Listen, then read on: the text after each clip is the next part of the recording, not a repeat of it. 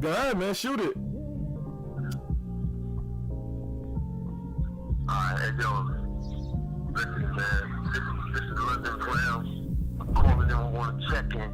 And, I just want a strong shout, man. I just want y'all to know, man, the best way to get to know somebody is to show them who the fuck you are, man. You know what I'm saying? And I'm really, really getting to know a lot of y'all, man. Really. So don't hide. You know what I'm saying? Stay up, stay tight, stay real, and I'm smiling back. Yeah. I got it. Yeah. Turn my vocals up a little bit. Smidge. Yeah.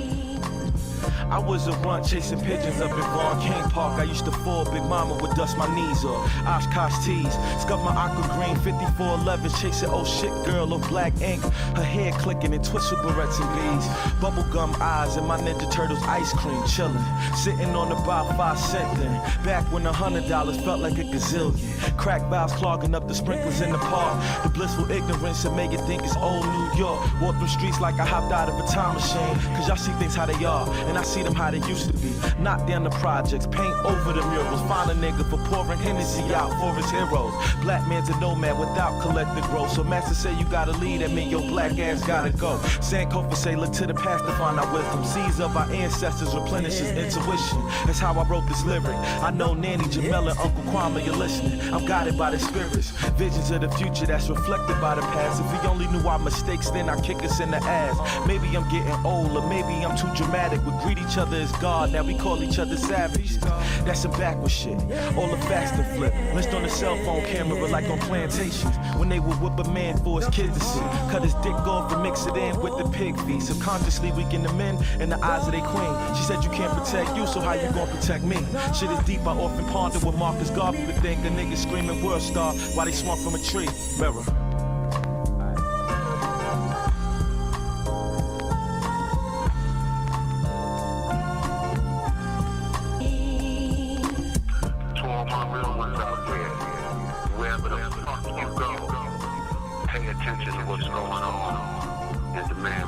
Yeah. Uncles was all God-bodied. Had names like Infinite, True God, Saladin, and Born Knowledge.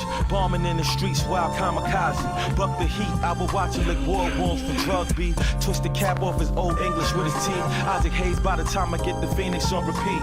Uncle Pop, Coney Island legend, Bing Monster, Black Panther 97, went to war with the Aryans. Killed the chicken with his bare hands, plucked it and balked it, defeat the famine. He was only 11 then. Man before his time, dunked the ball when he was barely 5'9". All city in 3 sports, but MVP with the 9. Robbed the corner store, take the surveillance tape. We would watch it in my crib like NBA players on game days. Sunday when you got knocked, I remember how much I cried. You home now, I'm still writing this with tears in my eyes. Cause you my idol, no words define your legacy. You taught me to see the best in me. Swaggy like my Uncle Flex, articulate goon.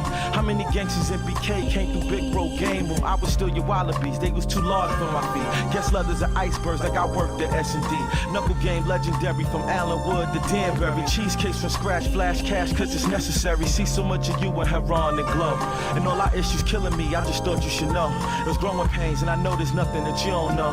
But I still gotta be me, gotta follow my soul. Scratch that, my Uncle Mark, my heart, the reason I started rapping. I was a baby, he would let me take vinyls and scratch him. Brownsville warrior, hustles, he ran through all of them. Plate in his head, bullet fragments still in his abdomen.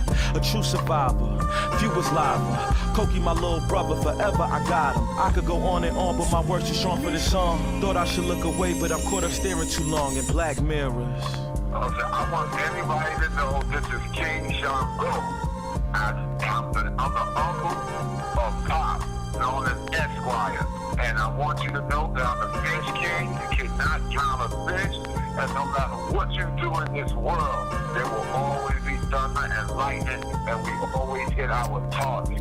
Maybe not every time, but when we do hit, we hit with both barrels. And we're gonna keep gouging till the last child on earth. Ashe. Ashe. I like that. That was good.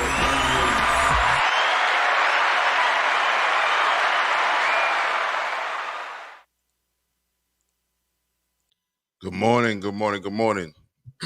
This is JahLogic, aka Mr. M, and this is the morning rant. With me, I have my co-host for the day, J58. Salute, J5. What's going on with you? J58. It's top of the morning, bro. Yo, Top of thanks the for morning. being with us. Thank you, It's all man. good. It's all good, man. We got a few comments that came in already, so I'm going to address those. Chris says, top of the morning, y'all. Top of the morning to you, Chris Jones. Salute. Always good to see my brother Chris Jones on the check-in, as well as the homie Virginia Slim. He says, peace and good morning. Peace, good brother. Peace to you. You know what I mean? Lord Vell, what's good, brother? He says, Hill figure nigga. Good morning. Lil Val. Salute, Lord Vell. And Just One Love hits us with some kind words this morning. She says, one love to the best morning show and the best channel on YouTube. Good morning, Just One Love. That means a lot from you, sweetheart. Real talk, man. And we also have a comment from Moon. That's a new one. Moon on Facebook says, morning. Good morning, Moon. Salute to you. All right. Top of the morning. So if you're just pulling up, this is the morning rant brought to you by Rant Network on YouTube as the Ranters Union. And we got a few more comments. I'll get to those before we get into these stories. Dwayne Donovan, salute. That's my G right there. He says, peace. Peace to you. Salute to you. Hope all is well with you, good brother, or all is one. And Just One Love says, good seeing J58 this morning. This is going to be a great show. Of course. It's a vibe. Always a vibe. Always a vibe with my day ones is here with me to support me in these times. You know what I mean? I'm glad we get to build and do these things, you know what I'm saying, and be productive. You feel me? I'm hearing a little feedback, so when you're not talking, I'm just going to mute you just because I hear a little feedback, all right?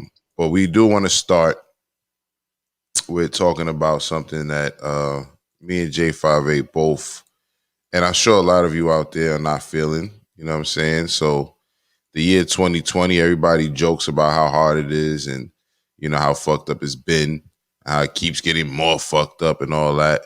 And then, you know, certain things happen and then it's like it validates the joke, you know what I'm saying, in a way we wouldn't like it to. So former actor and former wrestler and actor Tommy Tiny Lister died at the age of 62. So we want to start there, you know, talking about that really quick. You know, J58, when we spoke about this yesterday, we both were like, fuck, this fucked up. You know what I'm saying? 5? Yeah, this is a bad one, bro. Like, I don't know, man. This is like the worst year. Chadwick Boseman. Like the list goes on, and Debo. This is even worse. This is a big blow for the culture, the hip hop, just everything. It's bad, very bad. Yeah, man. Rest in peace to that man. I'm gonna read some of this article that comes to us from Fox News. Apparently, they said they don't know how he passed. They say he was pronounced dead at the scene. They found him in his home in Marina Del Rey, California, on Thursday afternoon. He was found by his manager, Cindy Cowan, and he was found unconscious at his home, and he was pronounced dead on the scene. Coroner office is still investigating, and the cause of death is yet to be revealed. They also go on to say, which I didn't know, he was diagnosed and overcame coronavirus earlier this year. Kawan said, however, he fell ill again about a week ago and was having trouble breathing. So I guess they have to officially, you know, give us the cause of death. But, you know, they say once you get the coronavirus, it can be something that, you know, makes you weaker, you know what I'm saying, and fucks with your system and all that. So I'm not saying it was, because obviously we're waiting for the official word, but they are saying that he did have coronavirus early in the year. And yeah, it's fucked up, man. 2020, the year of the year of the Lord and failure, Donald Trump. That's what we're going with here at the morning rant. Donald Trump. You know what I'm saying? I don't know you got a chance to see the show yesterday, man, it was a dude by the name of Don Trell, middle name Don Trell. This dude got locked up for killing Mo 3. And I was just saying, I was making a joke yesterday. I think he was working yesterday morning, but I was making a joke yesterday saying that with a name like Don Trell, he was almost like headed for the prison. You know what I'm saying? So, but I'm just going to call year 2020 the year of Don Trell Trump. You know what I'm saying? Because this year is just fucked up, bro. This year is just ridiculous. By far the worst year ever. Like, money, just jobs being lost, people who can't eat, you know what I'm saying? Like, it's just a clusterfuck of bullshit, bro. Right, that's a fact. So, rest in peace to him again. You know what I mean? He's with the ancestors now. You know what I mean? Hopefully he had a smooth transition. It wasn't suffering or anything like that. With that being said, let's just get into some fuck shit. Let's just get into some entertainment, because I'm done. I'm a little over the bad news. You know what I'm saying? We might touch on some bad news later on in the show, but I'm kind of over the bad news.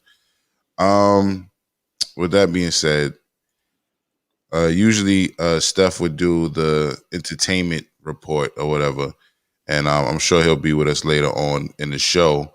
But let's talk about some entertainment shit really quick. So, Versus is a popular situation. I enjoy it. You know what I mean?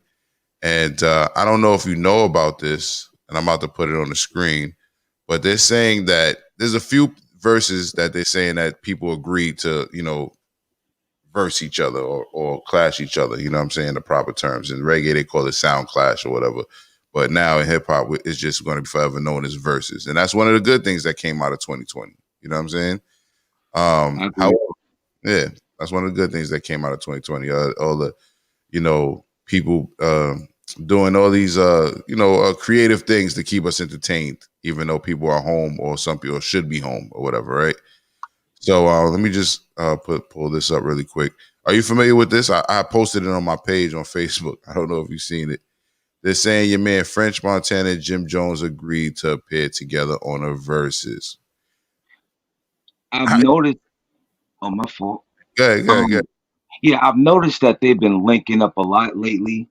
You know what I'm saying? Like, as far as like social media wise, they've been in the studio together, especially since they severed the ties, little whirling dervish that they had.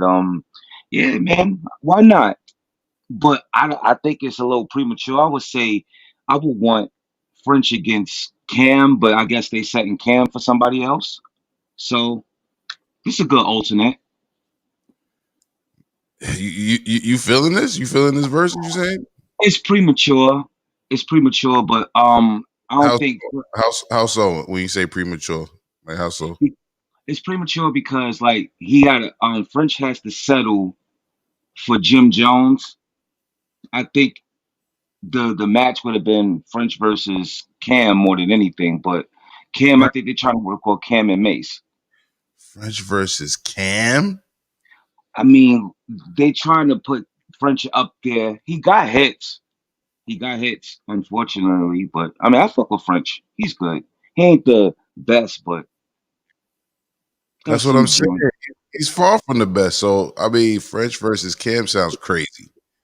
It's a reach. It's a reach. It's a reach. I'm gonna charge that to the morning time. You just woke up, right? Yeah, it's a reach. It's a reach. I agree. To really think about it, like it's a reach. Like they trying to fill slot space. Pause. Yo, bro, I think this shit is a trash setup. Period, man. That's my take on it. When I posted it on my Facebook, I was like, yo, this shit sound like a sleeping pill. I don't want to. I can't hear 40. First of all, it's supposed to be 20 songs each, correct? Yeah. I want to listen to 40 Jim Jones and French Montana songs in one sitting. That shit sounds like torture when you say it out loud. Think about it. 40 Jim Jones and French Montana tracks back to back. Fuck. Yo, if that Purple City Bird game come on, it's a wrap. I like that song. I like Purple City Bird Game, but I like it because of the beat. I like it because of the beat. Fire. And then, mind you, it wasn't just Jim Jones. It was like it was Uncasa, and you know what I mean. So that's the other thing, right? Right. That's the other thing. If you're gonna like, if you're gonna put this as a versus, I want to hear their features. Fuck them. Let me hear the features. You know what I'm saying? Because both of these dudes got some good features. You know what I'm saying? But for me to just listen to 40 back to back, motherfucking Jim Jones and French Montana songs, like, come on. Like, I give it to French. He gotten better over the years. But when French first came out on his DVD, when he used to rap at the end of it and all that, nah, bro. I don't know, man. This dude was trash. Anyway, we got some comments. Lorville says Cameron versus makes more sense. There's more history there and beef. Definitely a lot more history there. But I mean, French and Jim Jones had beef as well. You know what I'm saying? And that's the other thing. The person who made both of these characters the hottest was Max B. You feel me? Like Jim Jones and French were at their hottest when they were singing songs allegedly written by Max B or had Max B on the hook or etc. No? Yeah, you're right. Yeah. So let me hear Max B. Let me hear Max B from jail. Like, you know what I mean? Let me hear some Max B songs or some shit. Maybe make that the verses. Who got the better songs with Max B? But nah, bro, I ain't trying no fucking French Montana and Jim Jones songs for 20 songs each. And I'm gonna talk a little bit more about it, but I'm gonna go to these comments. Dwayne Donovan says Cameron supposed to go against Nori. Did you hear that? No, the most I've heard as far as the verses is definitely G Unit. It's a possibility that's G Unit versus Dipset. I would love that. That's what I would love to hear. It'll bring back a good generation, a good time for the city. But other than that, I haven't heard the Cameron versus Nori. I'm gonna tell you. Oh, go ahead. My fault. That's not a good mesh to me. I don't believe so. So that's the thing. When you say G Unit versus Dipset, my thing is G Unit only got a chance if we can hit G Unit mixtapes. You feel me? Like if we can hit G Unit old mixtapes, then yeah, that I'll listen to that. But just G Unit as itself, I don't know. I think once G Unit went commercial, you know what I'm saying, it had some hits. Actually, Young Buck, you know what I'm saying, despite what he's been going through behind the scenes with the trannies and all this shit, Young Buck definitely has some hits and all that. But outside of that, you feel me? Like the mixtapes was the era for G Unit when they had Bang'em Smurf still with him and all of that. That energy was something. I would love to hear the mixtape. So maybe like a mixtape versus or something like that. You know what I mean? If they can count their mixtape tracks, that's cool. But once again, we're talking about Jim Jones and French Montana versus. I don't think nobody wants to see that, but I could be wrong. A few people jumped in my comments and said that shit would be fire. Jimmy got some hits, French got some hits, yada yada. But I don't think either one of them got 20 songs that we could fuck with. You know what I mean? I could be wrong. You know what I mean? I could be wrong, but that I won't fuck with that versus unless I'm in the comments trolling. I'm gonna just keep it real. I might have to go in the comments and just troll that shit. You feel me? But I think that shit, you know how they always be about their views? Oh, we got 1 million people in the room, y'all. They're gonna have 100,000 tops, is what I say. Anyway, Aki Bella says, Jimmy got hits though. You mean Max B got hits? Max B got hits. He says Summer in Miami. Yeah, I was thinking that one too. But 20? Can you name 20 Jim Jones hits? I don't know, bro. And then you gotta also, here's the other attribute to that. Here's the other aspect, right? Versus was supposed to be about legendary shit. Legendary classic music.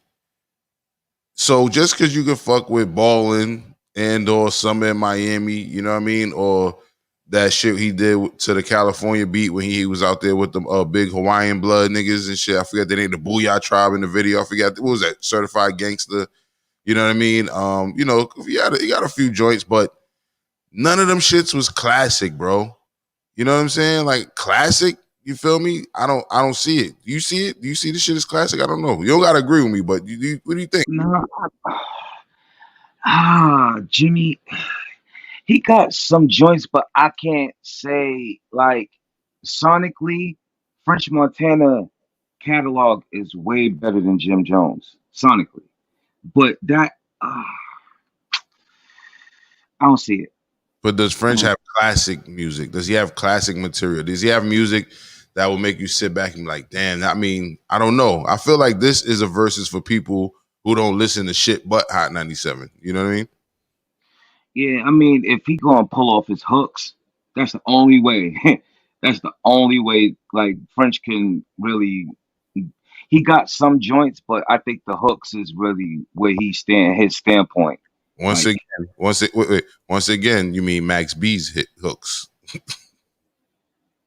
You mean Max B. I mean, nah. So HB2 said Purple City Bird Game. We spoke about that. You know, I fuck with that for the beat alone. I like the beat produced by Aguilar, who you may not know. Aguilar was also the guy who made that song Ghetto Girls back in the day as Adolf the Assassin, I think his name used to be. But I don't know. So HB2 also says Jim actually has better music on the low.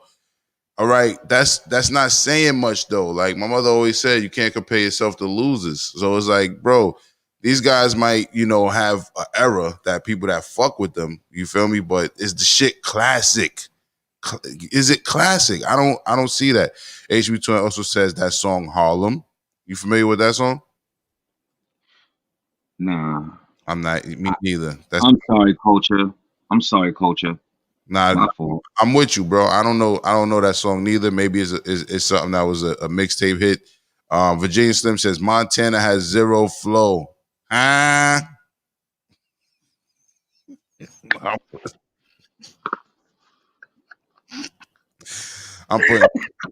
putting sauce on it. My fault, man. That he didn't say hi. I'm putting sauce on it. I'm putting sauce on it. Hold on. So let me see. Lorville also says only song people like from Jim Jones is Ballin'. And Yasin says Cam versus Nori is dumb, hot bar. I don't know, might work. Yeah, I mean, I feel you on that because they both have like a interesting way of saying shit that somebody else couldn't say, if that makes sense. You know what I mean? I think a lot of good rappers are like that, but if you were to just if you was to take a Cameron verse, right? And then you take the beat away from it, and then you was to rap it to your friends, you know what I'm saying? And you spit, say you use all your talent in the world, and you spit a Cameron verse. That shit sounds crazy when you say it out loud some of the times, the googly googlies and the shooters and all that, the computer to get the computing. And you know what I mean? That shit might sound a little ridiculous if somebody else said it. So, and Nori too. So Nori say some shit where it's like, only you could pull that off, my nigga. You know what I'm saying? Yo, the nigga, my fault. The nigga got off computed Putin. Yo, Putin. Yasin also says Max is on his way home. That's what's up. And Dwayne says no freaky Cam versus Nori is hard. And let me see. Oh, I guess he meant pause. Yeah. And let me see. Brooklyn Honcho, salute Brooklyn Honcho. He says he hate Max for talking about Chrissy RP8 off.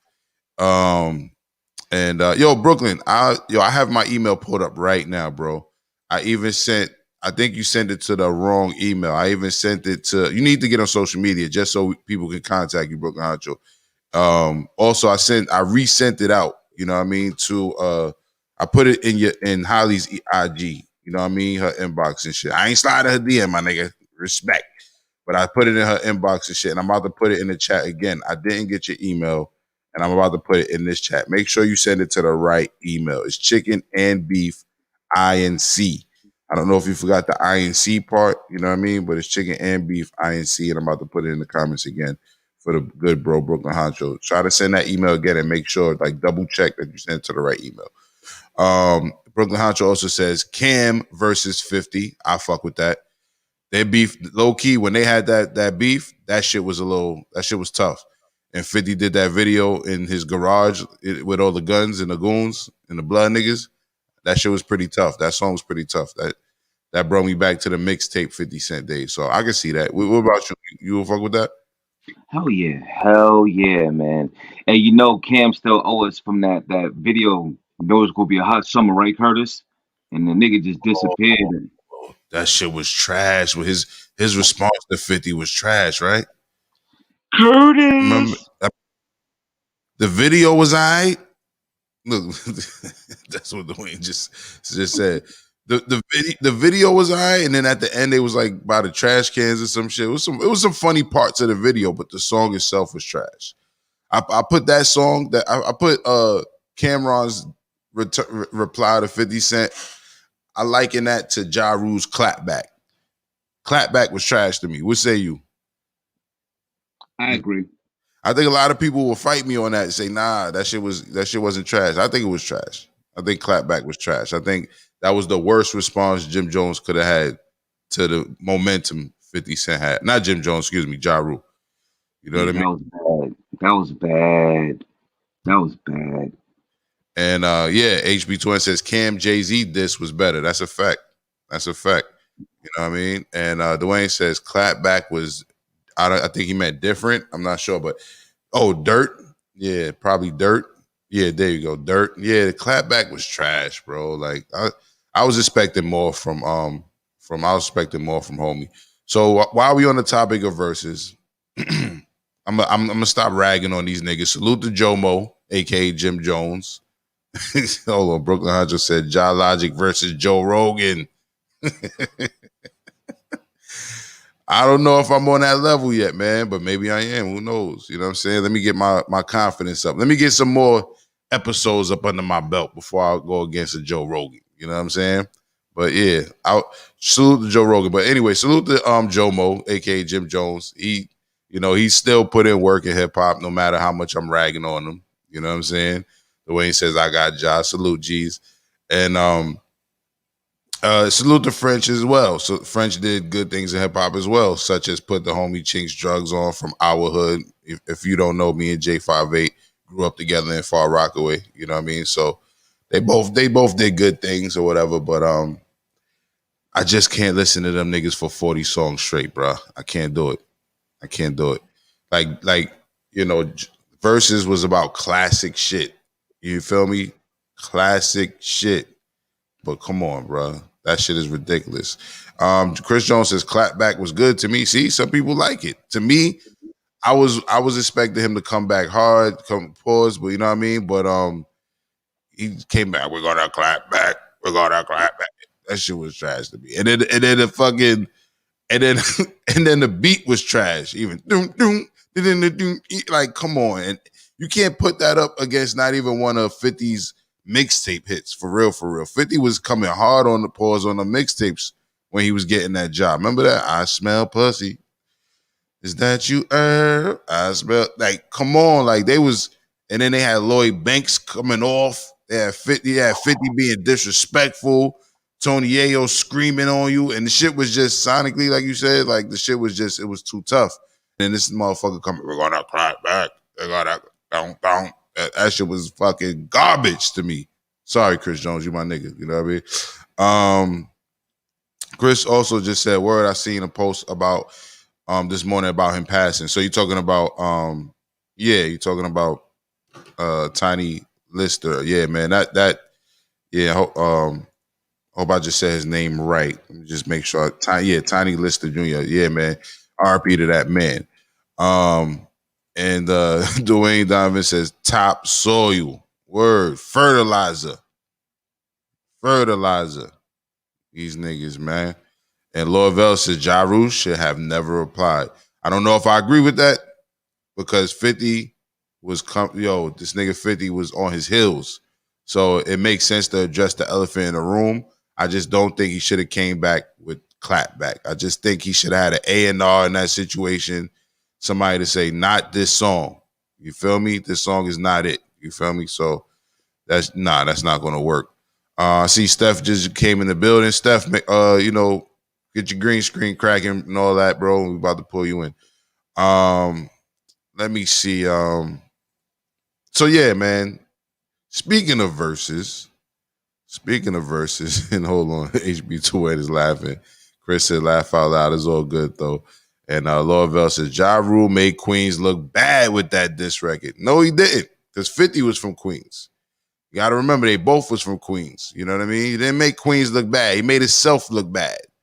He made himself look bad. If he made anybody look bad, salute to my niggas in Hollis, salute to my family from Hollis. He made Hollis look bad, if anything. He didn't make Queens look bad. He made Hollis look bad for 2 seconds. They got over it.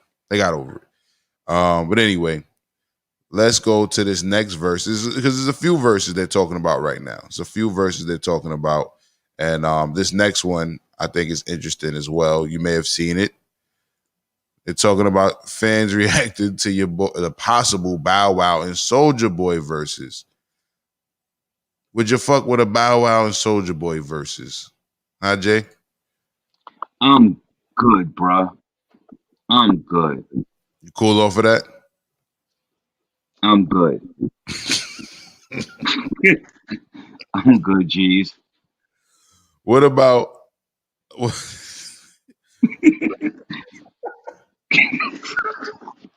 what about a Bow Wow and Soulja Boy boxing match? What about that? Would you fuck with that? Yeah, that's a vibe. I'll fuck with that. But that battle shit, see, it's fucked up because Romeo was, he ended up being trash as a grown up. It was it's supposed I'm sorry. It was supposed to be Romeo versus Bow Wow, but Romeo went to ICDC college. You know what I'm saying? Right. Oh yeah, Romeo stopped. But Romeo was trash. Let's keep it real. Romeo was trash. Like Romeo never made you feel me? Like I'm not gonna put, you know what? You know what's crazy? All right, so I'm gonna give some credit where credit's due. Soulja Boy may not be my bag, and Bow Wow, you know what I'm saying? But they both made hotter songs than Romeo. Like Romeo just, nah, bro. Romeo ain't, that ain't it. That ain't it, man. You know what I'm saying? Like, I think he took after his uncle Silk the Shocker. You know what I'm saying? A little too. Oh my God. You know what I mean? But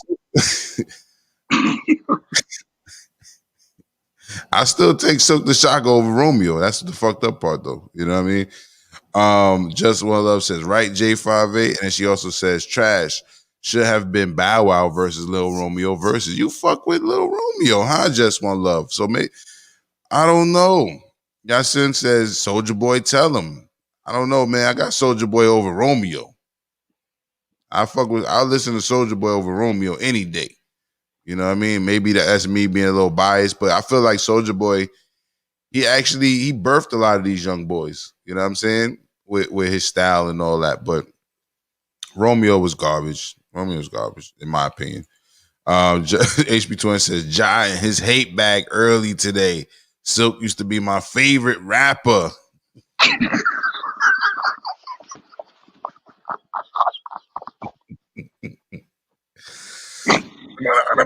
This nigga used to talk. Yo, you know what? Fuck that. Hold on. Let me take a pause. Let me take it slow. Man. Silk wasn't horrible. He was just had no real. You know what? Salute to Silk. He did a Silk the Shocker. He did a song with my big homie Poison Pen. You know what I mean? He did a song with my big homie Poison Pen. That's, you know what I mean? So salute to him for that. I just don't think people infamously know Silk the Shocker for not having a decent flow. It was kind of like, I think I heard somebody say it on this channel before. It was kind of like when you let your family work at your job and they don't have the skill set required. We're gonna bring in Steph from StepGotJokes. Steph, what's good, brother? What's good, man? What's going on, everybody? You got your situation situated? What's going on? No, my computer had to do a update, so that's why I'm on my phone right now. It's all good. It's all good. Salute to Steph. What's good with you?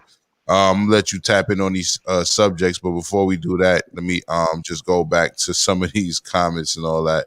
Chris Jones says, "Yeah, but why did Ja clap back at DMX when DMX was getting at?" I think he mean, why didn't he clap back? I think because at the time when DMX was getting at Ja Rule was a fairly new mainstream artist. He been rapping, but he was just getting his mainstream shine. And DMX was basically insinuating Ja Rule was kind of like trying to steal his style a little bit, and they both had a similar cadence as far as like their raspy, deep voices and all that.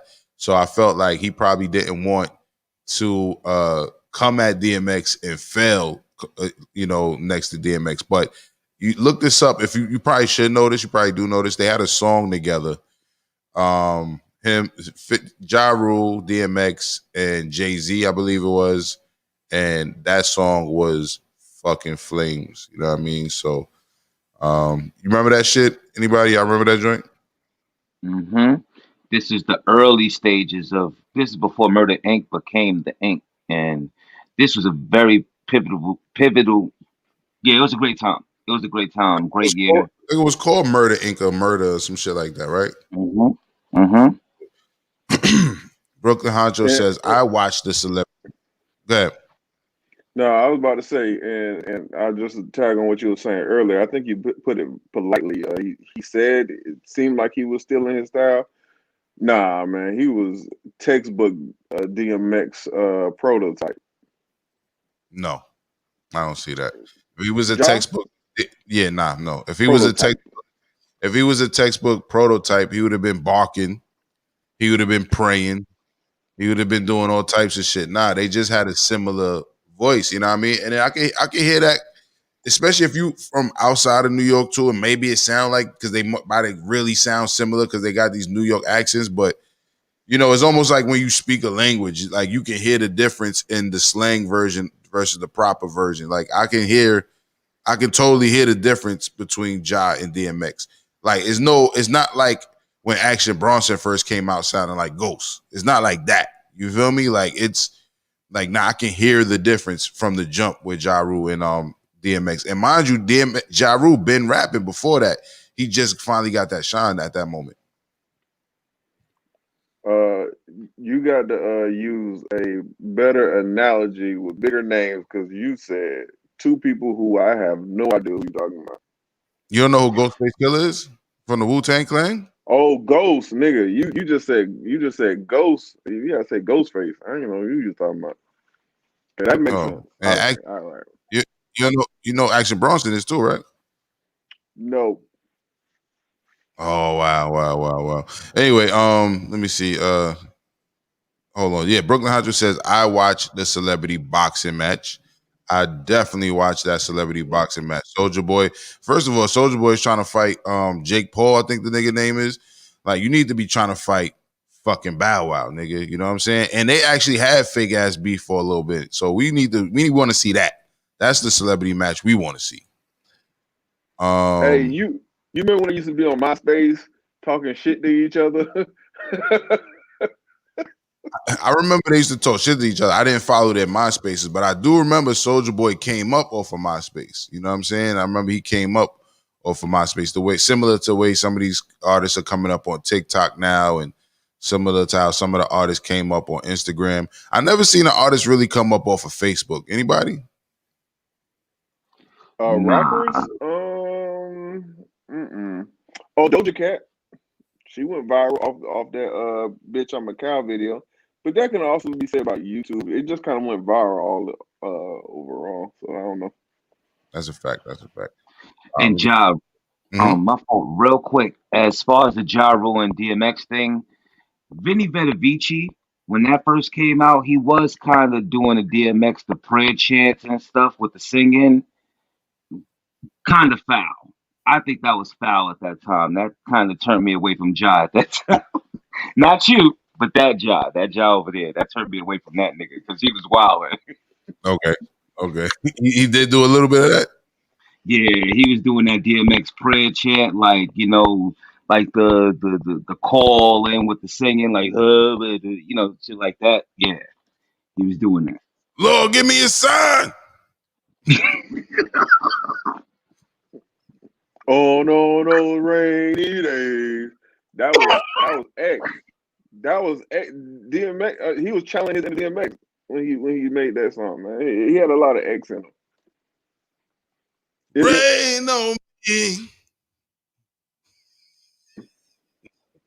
To My me, it's fault. like, no, I'm about to say, to me, like, but DMX, you a legend in the game. Niggas coming behind you, mimicking your style is not disrespectful. It's just the influence you had on the industry.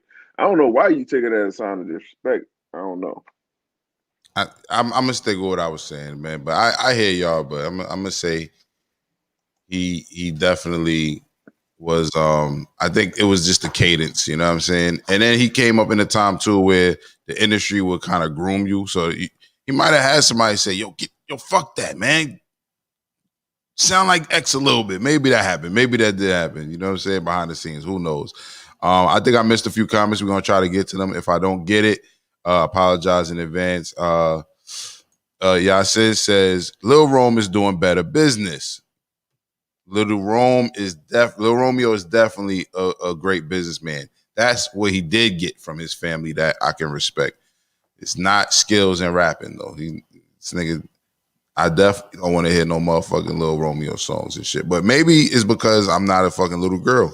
Maybe that's the other thing. You know what I mean? Maybe little girls were into him and women were into him. I'm not. Let me see.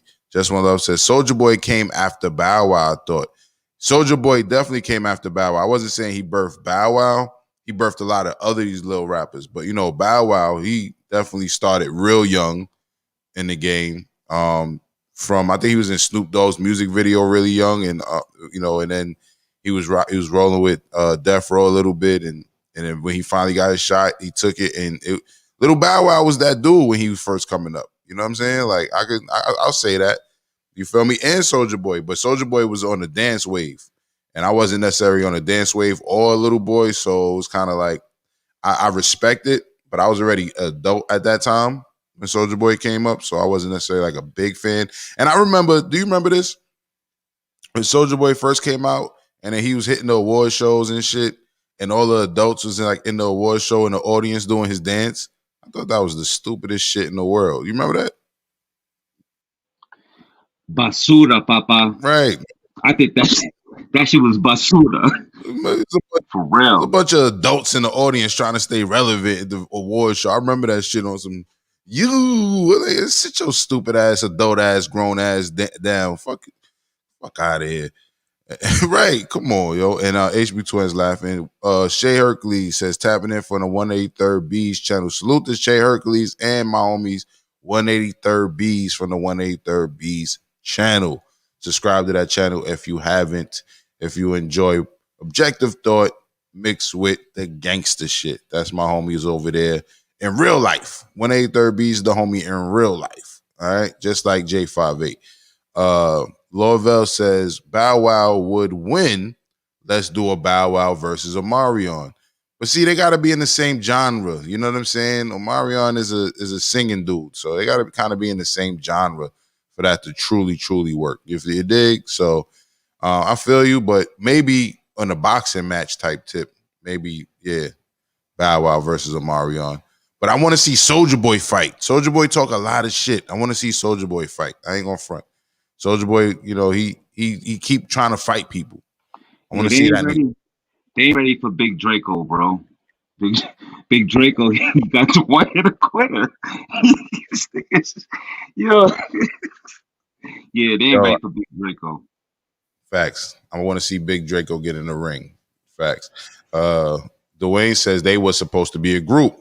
Exactly. It was Murder Inc. Exactly. Jay-Z, DMX, and Ja Rule. It was supposed to be a group called Murder Inc. Fun fact. Let me see. Brooklyn Hunter says nobody want to smoke with the PLK Banks. And I'm not sure what that's referring to. Do you know what he's referring to? Nah. Your mic is on Teddy Riley, bro. Oh yeah, let me know. I'm not too sure about that. Let us know what you meant, Brooklyn Honcho. We don't want to, skim over your comment like that. Let us know what you meant by that. It went over our head, bro. Chris Jones says it was in a freestyle. All of them was in. Right, exactly. And the shit was fire. I remember that. Keenan Khan says, easy now. Action Bronson sounds like Ghost to niggas who don't listen to Ghost. No, listen. When Action Bronson first came out, and I fuck with Action Bronson music. I got an Action Bronson Pandora Station. I definitely fuck with Mayhem Loren. I fuck with the outside. What do they call it? The outside, not the outsiders, but I forget. Don't let me fuck up the name of the clique. But anyway, I fuck with Action Bronson. I think he's a real cool motherfucker. You know what I'm saying? We got mutual friends and all that, and I fuck with his music.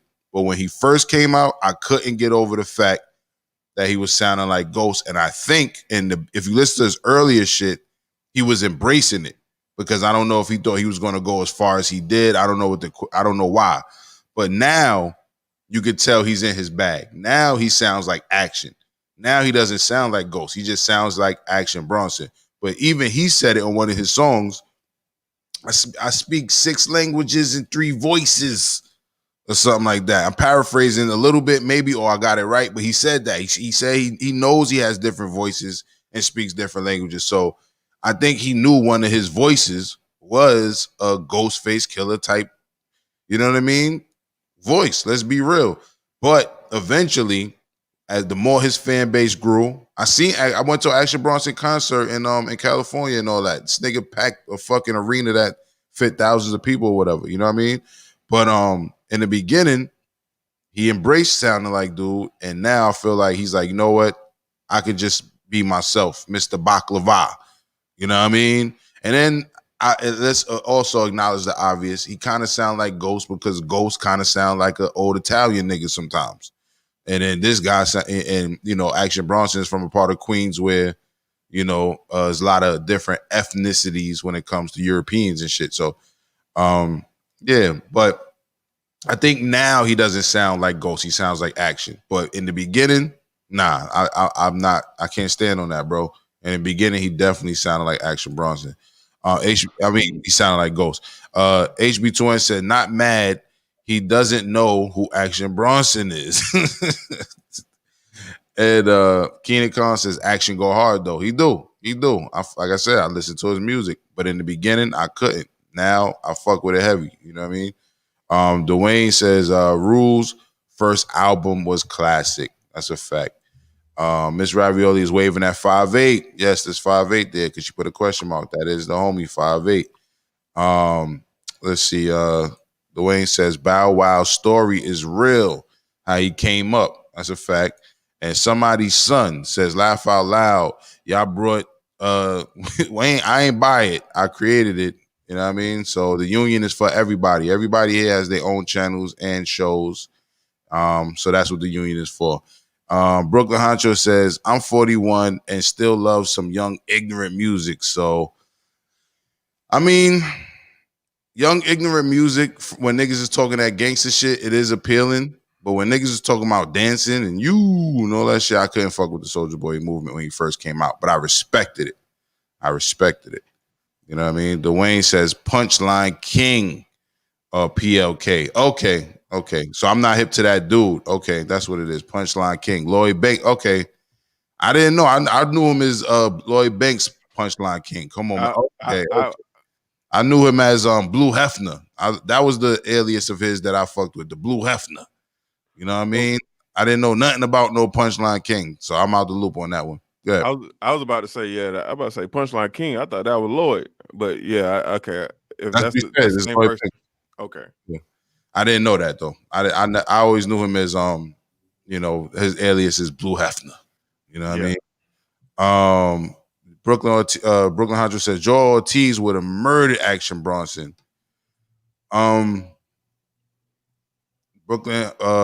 Joel Ortiz definitely has bars. Your mic is on Teddy Ride if you want to chime in, Brooklyn. Joel Ortiz definitely has bars. But I feel like Action Bronson has a lot of swag with his shit though. He has a lot of style. You know what I mean? Joel Ortiz is kind of one way with it. You know what I mean? But he's definitely got bars. But sometimes in battles is about presentation as well. And Action Bronson definitely has a dope presentation with his bars. And he has bars too. I don't know. What say you, Five? Yeah, absolutely.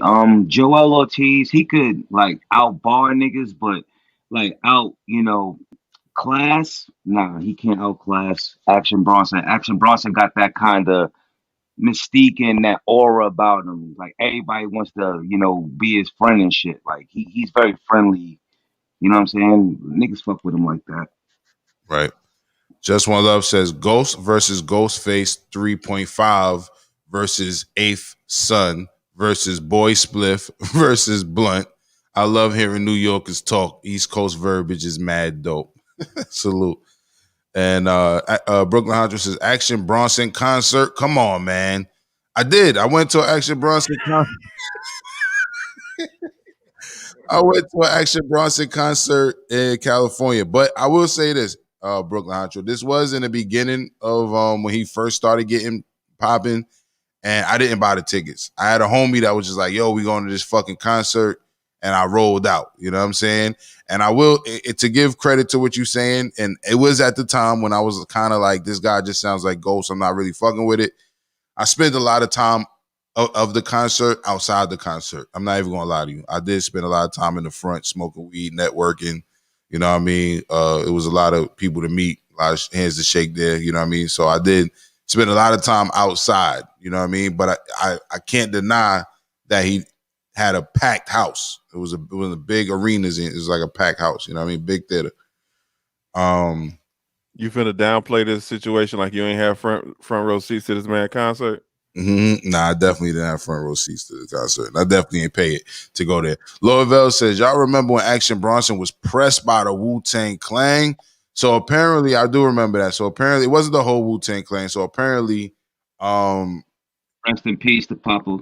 Yes, rest in peace to Papa Wu. Of what happened was, if we're going to talk about it, was Action Bronson was asked by a sports newscaster out of all people. You know what I mean? Somebody who reports on sports. They was interviewing him and they asked him like, look, you sound like Ghostface Killer. You know what I mean? Because it's that evident, especially at that time. And and he said, instead of being graceful about it, he said, oh, he ain't rapping like this no more. So that kind of set Ghost off because Ghost actually gave him a pass with sounding similar. And that shit set him off. And Ghostface made a video talking about I rip your beard off and you don't want to test my pen and my sword and all this. And then you know what I mean? So and then I don't know if y'all remember that nigga who raised all that, who's taking all that money for medicine. What was that white dude name who brought the Wu-Tang album? The white dude? Scarelli or some shit like that. That dude made a video going at Ghost with some goons and masks. And then Papa Wu pressed Action Bronson at, I believe, my big homie Sean Price funeral. I believe it was at Sean Price. Rest in peace. Rest in Yahuwah to Sean Price. And they saw each other at the funeral and he got pressed. You know what I mean? Steph, you was trying to say something? Yes. I find this a little awkward because I do remember hearing about Wu-Tang pressing and jumping on Joe Budden for saying that he was better than Method Man, right? But the white boy say something and all it is verbiage back and forth online. It wasn't online. Ghost said what he said, which was like a preliminary to what happened in person online, right? Yeah. But when they seen them, and first of all, the person who seen him was their elder, was an older guy who's Papa Wu, right? Who's been an elder since Wu-Tang was coming out, right? But they pressed him at a funeral, so they wasn't going to disrespect Sean Price's funeral by putting their hands on the nigga. They just let him know, like, nigga, watch your fucking mouth or whatever. You know what I'm saying? But they came to some type of, and let's not get it fucked up. Action Bronson got real niggas too. You know what I'm saying? Like, they fuck with the low lives and etc. So, outdoorsmen, I believe is what you know what I mean? The click and all that. So, let's not get it fucked up. Action Bronson is definitely well connected and fuck with real dudes too. So I think behind the scenes, they were able to squash that. You know what I mean? But there is a picture of OG Papa Wu, rest in peace, in Action Bronson's face, letting him know it's real. And to Action Bronson's credit, he didn't look scared. He stood there, took his tongue lashing, you know what I mean? And they probably settled it like men. I'll just say that. They probably settled it like men. Louisville says, oh yeah, and HB2N says, I prefer the dance movement more than this drill scene. All my favorite drill rappers damn near dead. Good point. Good fucking point. You know what I mean? I'm going to have to agree with you there. You know what I mean? I'm gonna have to agree with you there. Hey, they tried to take Big Draco out, but you seen how Big Draco was doing. Niggas came in there. I took the nigga mask off. Took his mask off, hit him again. Pow, pow, pow. I had the guns in the couch. Pow. I took the gun out my do-rag. Pow. It was a lot of pow, pow, pow. Big Draco. Big fucking Draco. That nigga said he jumped off the balcony, parachute, 2 Draco.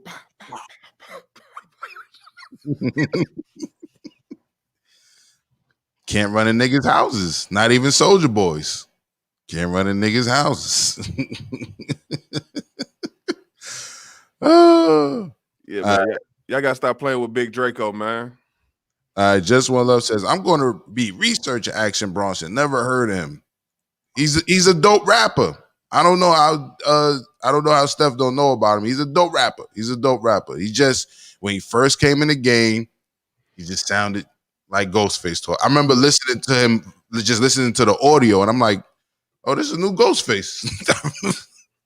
Hey, what's crazy because I just Googled the dude, right? Big white boy, right? And I seen him on a freestyle cipher on BET, so I remember him, but it wasn't good enough to make me actually go listen to that shit. I'm just being a buck with you. I thought he was bad then, but if y'all like him, nah, hey. He's dope. I ain't gonna hold you. He's dope. You know what I mean? The whole elephant in the room that we addressing, because we keep it real on this mic, is that he did sound like Ghost, but the nigga is dope. You know what I'm saying? And he sounds like himself more now. I feel he's definitely came into his own. Laura Vell says, Immortal Technique will murder most rappers. That's a fact. I fuck with Immortal Technique heavy, who's also a brother with my brother, Poison Pen. You know what I'm saying?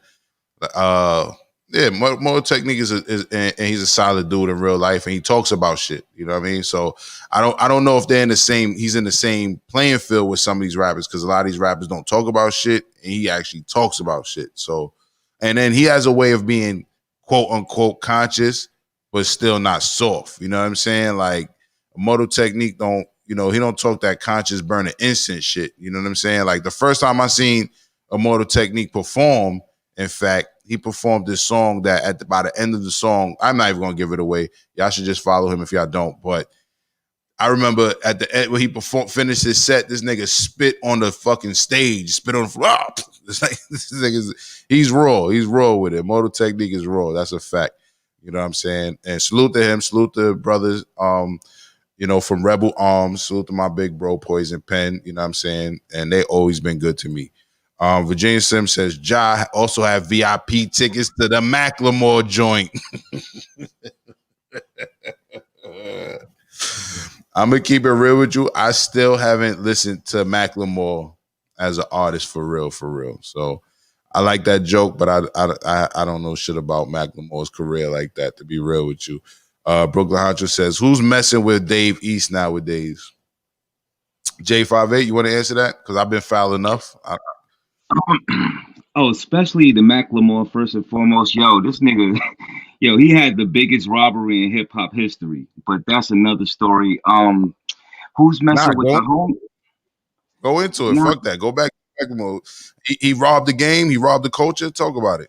I mean, it's the Grammys. Fuck the Grammys anyway. I'm gonna say it, but he robbed Kendrick. That year, it was all about Kendrick, and Kendrick ain't getting no award. And the nigga Macklemore just ended up with mad shit, man. Oh, and I apologize because I'll keep on saying nigga. I heard the last show. I'm foul. I'm being foul right there. It can't just, it just happens. I say it about everything too. Now, bro, go ahead, man. Go ahead. But go ahead. So nah, fuck that nigga. Okay. Brooklyn Hunter says, who's messing with Dave East? Who do you think is fucking with Dave East? I mean, Dave East is fire too. He's another. He reminds me like of a Joel Ortiz. Like he got the buzz and he's doing his thing, but his style don't change up. But he's nice as fuck though. Okay. I just feel that's my opinion. I was listening to Dave East the other day. I keep giving him another listen because niggas keep bigging him up, and I keep going back and listening. And every time I'm just as disappointed as I was the last time. That's just me personally. I don't like his cadence. It's not necessarily what he's saying, because he said a line that was real slick in the song he got with Jay Stone. So it's not like everything that's coming out of his mouth is trash. It's just like he. You talk about a Silk the Shocker type of the East Coast is what Dave East is to me. I mean, yeah, with the offbeat cadence. Yeah, that's Silk. Man, Silk. Matter of fact, y'all need to start showing Silk the Shocker some love, because he birthed a lot of y'all offbeat rappers. That's all I'm saying. No, the Bay Area birthed a lot of niggas who rap offbeat. Bay Area and Detroit, they got a style that is kind of like, it's offbeat, but it's on beat. It's like on purpose offbeat. You know, when you listen to, what's that little nigga name, Blueface, his style is straight the Bay Area / Detroit. But what I'm saying is, who came first, the chicken or the egg? That's a question no one can answer. But the Bay Area definitely came before, had rappers that was on that vibe before Silk, I'm gonna say. But you know what? When it comes to Dave East, I'm gonna let the comments go. I kind of shitted on enough niggas this morning. I think I met my quota, but I'm gonna go ahead and agree with Lord Vel. I'm gonna go ahead and agree with Lord Vel, man. Oh my God, man! I don't, and I'm not saying like Steph said. You know, he say some shit that's worth hearing content wise. I just don't enjoy listening to that nigga. You know what I mean? And that's just me. That's my opinion. Everybody has an opinion. Opinions are like assholes, right? But I personally just don't enjoy listening to Dave East, bro. I haven't heard a song yet where I'm like, I gotta rewind that shit. You know what I'm saying? Like you know what I mean? I don't know. And y'all said that it's like all right, here's my analogy. I could listen to Dave East. I can't listen to a whole album as much. It's like Boosie. I could listen to Boosie sometimes, but I can't hear a whole Boosie album. I'm sorry. Facts. I feel the exact same way about Boosie and Dave East. And the thing about it, but a song, as far as a song on repeat, I remember I tried to tell you about Jay Stone. He who used to rap with Nip. But they got him and Dave East got a song together. That junk ride, man. I listened to it a few times. It's like certain songs that style is really good on, but like my man said, you got to change up that flow, man. You can't have that for every song, man. Mm-hmm. Virginia Slim says Rock Marciano versus Dave East. There we go. Thank you, Virginia Slim. See, I could fuck with Rock Marciano versus over Dave East any day. So to me, Rock Marciano will win that shit, but I could see them definitely, a dope battle between them two. That would be dope. Yeah. And HB2S says, low key, use his way out of every situation. Big Draco. Salute to that man. And Mills Lane is laughing. Mills Lane also says, good morning, Ranters in the chat. Salute to Mills Lane. Good to see you, good brother. And Brooklyn Honcho says,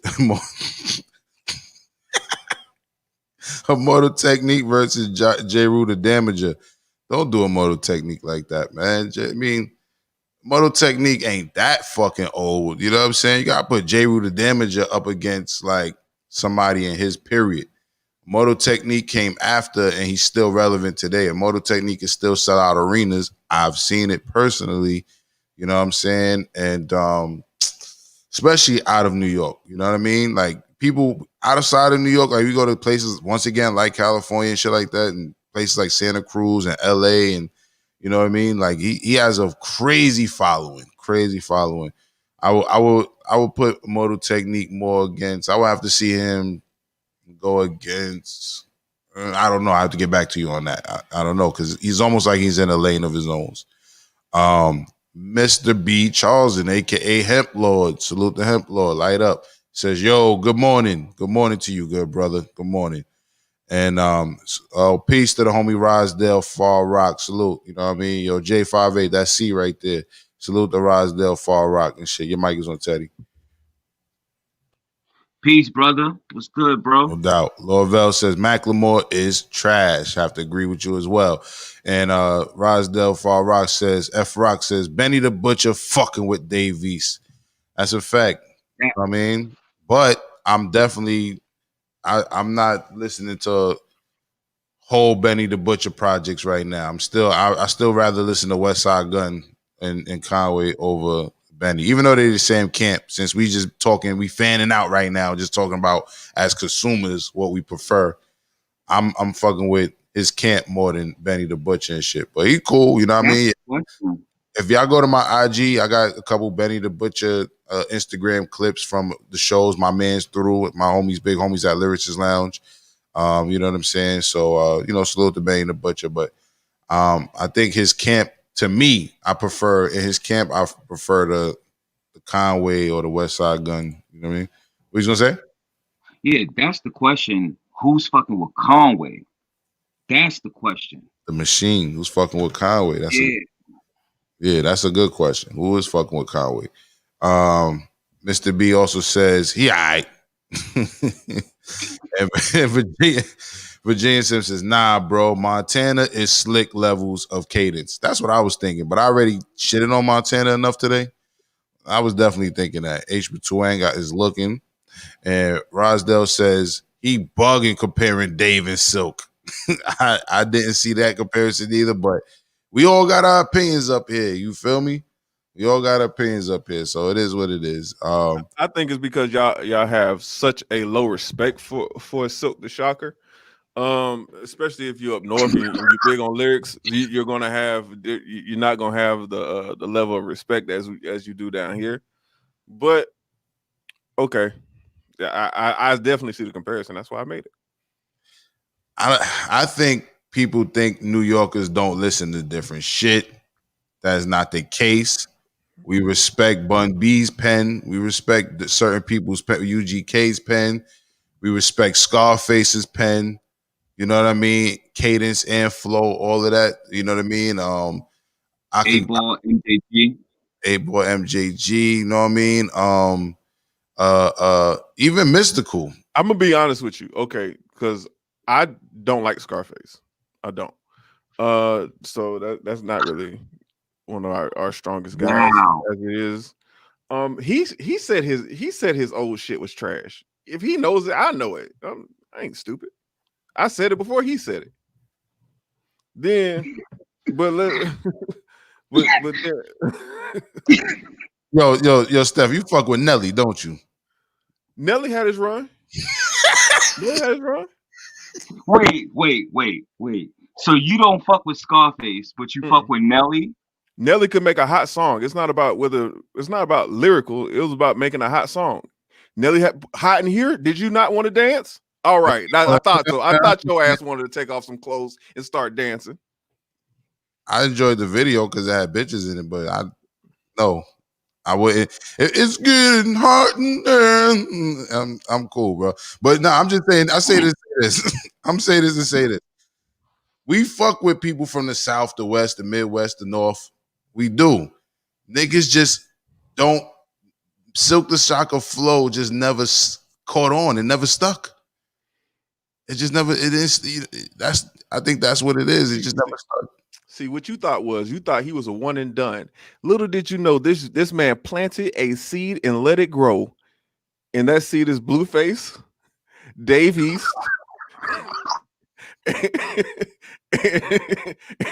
Here in 2020, Silk the Shocker flow is alive and well. Matter of fact, ain't that what all the little Detroit niggas doing, that off beat rapping shit? Like I said, they get that shit from the Bay, and the Bay also get it back from them. They borrow from each other, not from Silk, man. They got it from Silk. Okay, I mean, I don't know. And Brooklyn just says, me and Holly on demand over here dying with y'all this morning. Salute to y'all, man. Salute to y'all power couple over there. I'm glad. HB2N says, damn, Steph kind of made me realize why I used to like Silk the Shocker, because that nigga HB2N is from Detroit. I guess your point is proven, sir. I guess your point is proven. So HB2N, was it just you or was it other motherfuckers in Detroit when you was growing up that was on that type time too? Let us know. Let us know in the comments. HB2N also said that offbeat flow hit different. Mills Lane says Virginia Slim, BK Honcho. Oh, he's saying salute to everybody. Yes, salute to everybody in chat. Salute to you, Mills Lane. Lorville says Dave East don't like Dave East. That's why he acting. He's not even a good actor like that neither. It's like you look like Method Man, but you fucking didn't do a good job as playing Method Man in that shit. Let's be real. I thought he did a terrific job. I thought he did a wonderful job. I'm not gonna lie to you. I thought everybody did a wonderful job actually. But you the film guy. You're probably a little bit harder in your critiques than I am. I thought it was phenomenal. I think he did a decent job as just, you know, playing a role. Like if I didn't grow up on Method Man and I was just watching it and I was just like, oh, okay, you know, this guy's he's acting. His foot is broke. He's mad. You know what I mean? He's about to perform. I get it. But acting as Method Man, I didn't see Method Man in that. You know what I'm saying? Like when I watched the nigga who played what's the homie name who played Raekwon? The homie who played Raekwon, that nigga embodied Raekwon. You know what I'm saying? When the nigga who played ODB, that nigga had the spirit of ODB in his body, bro. You know what I'm saying? But Dave East is Method Man. I didn't see Method Man outside of the look. He do kind of look like Method Man. And the homie who played Ghostface Killer, that was Lifetime worthy. That was trash. That was they picked that nigga from the Lifetime fucking lineup. That was horrible. Hey, TJ Adams is the guy who played ODB, and I thought he was spectacular.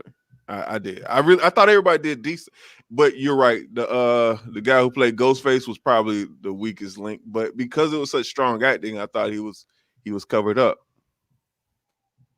It's a toss up. It's a toss up between the person that played Ghostface and the person that played the RZA, because that nigga, I'm always whispering and stuff like, yo, word, bro, like, I think we can make it. What? I think we can do this. You know what? I'm glad you said that. I'm glad you sparked my memory because I forgot about him.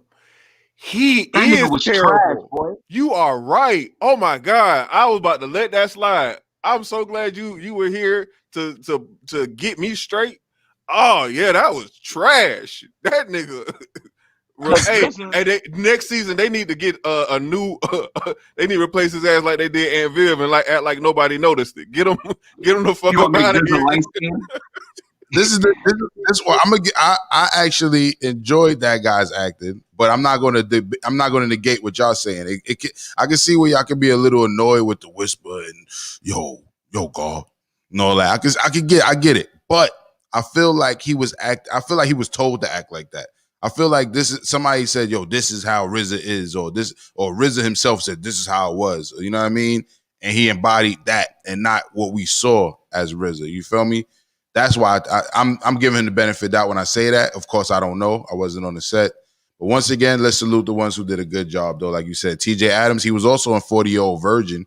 Yeah. I mean, not Virgin, 40-Year-Old Virgin, which I hope all of y'all went and watched that on Netflix. Of course, my homegirl was in that film. We interviewed her. 40-Year-Old Virgin. I hope y'all watched that. He did a great job in that as well. But he embodied ODB. Crazy, killed that character. And yeah. So Mr. B says Rock is better. That's a fact. Dwayne says, okay, how y'all feel about Nino Man? How y'all feel about Nino Man? That's the dude who got I remember my homegirl did the Nino Man challenge and shit. I think he's just coming out. Are you familiar with Nino Man? Not really.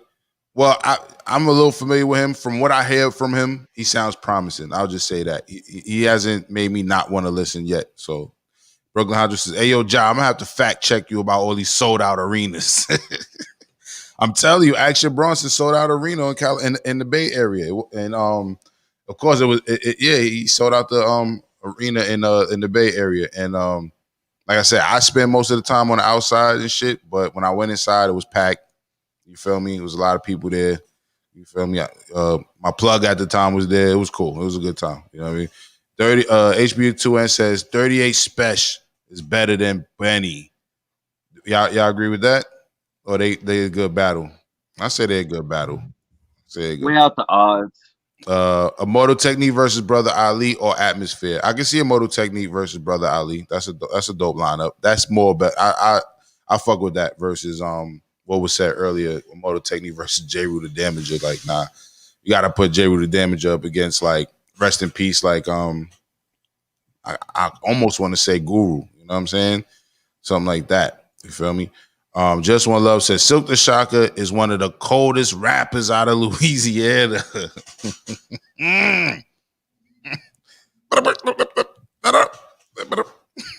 Oh, don't forget that stutter too. He had that crazy stutter. That's cool. That's my fault. That was too soon. That was foul. Let me give Silk a little credit. I can still enjoy Silk songs. It's just when I listen to the shit, I'm like, this nigga. Like I got a weird taste in music. Sometimes I'll listen to somebody who can't rap just because I enjoy the style of them not rapping and the confidence. You know what I'm saying? So Silk the Shocker always came with that confidence. But one of the best to come out of Louisiana. I mean, you would know better than me. I don't know too many other rappers that came out of Louisiana outside of. I mean, shit. I would say. BG is definitely better than Silk the Shocker. I can fuck with BG. Soldier Slim is better than Silk the Shocker. Currency is better than Currency washes all them niggas in my opinion. And Steph, you know this personally. I listen to Currency on just chill time. I'm just listening to Currency like no, I fuck with Currency. You ain't hear me object to nothing. Yeah. That's who I got for Louisiana. Just One Love. Currency, the hot spitter over all them niggas. You know what I mean? But in your defense, Currency he sound more versatile than most of the Louisiana rappers. So I don't know. HB Twin says Nelly first album was classic. Stop it.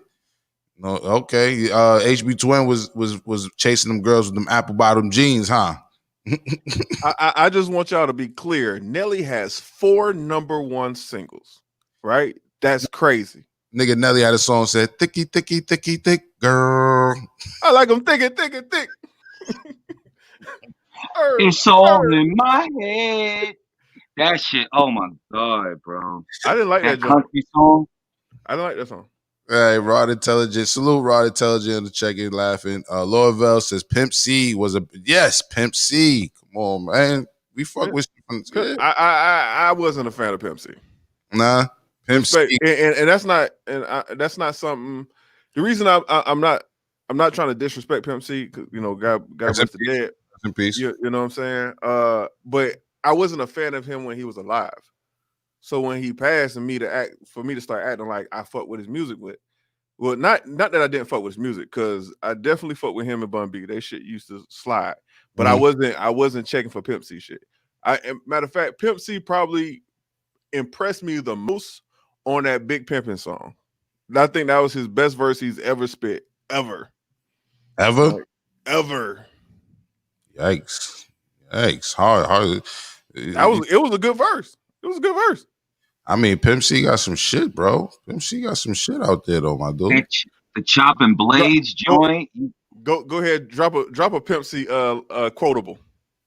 Quotable. I'm not the one for quotables. That's why I didn't make fun of Silk better.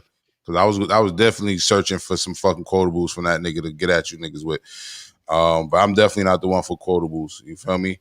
But let me just really quick, let me throw this shit on the screen. Because last time, during your show, we made a joke, and I made a joke about Bun B being a cool nigga and me having the picture to prove it. So let me just let y'all know I wasn't bullshitting. I ain't bullshitting. I'm outside, nigga. JahLogic and friends outside. Me and Bun B in New York City, nigga. In the lounge. Not in no club. Not in no club, in the lounge, nigga. You know what I'm saying? Where I was on the guest list and always would be, even if I don't put myself on the guest list type shit. You feel me? You dig? So anyway, let me pop my collar real quick. It looked like niggas behind you was cripping. Nah, that's my homie Rock. That's my homie Rock from Boot Camp behind me. It looked like he was finna initiate that Crip handshake, but I don't know nothing. I just keep my mouth shut. It seems like there was gang activity going on back there. Some ignorant shit. But yeah, so definitely watch Trash Bars for 500 coming on tonight. Hosted by StepGotJokes, and Jay is free. He was too late to come in on the last one. So Jay, if you want to pull up this today, you know what I mean, y'all should make that happen.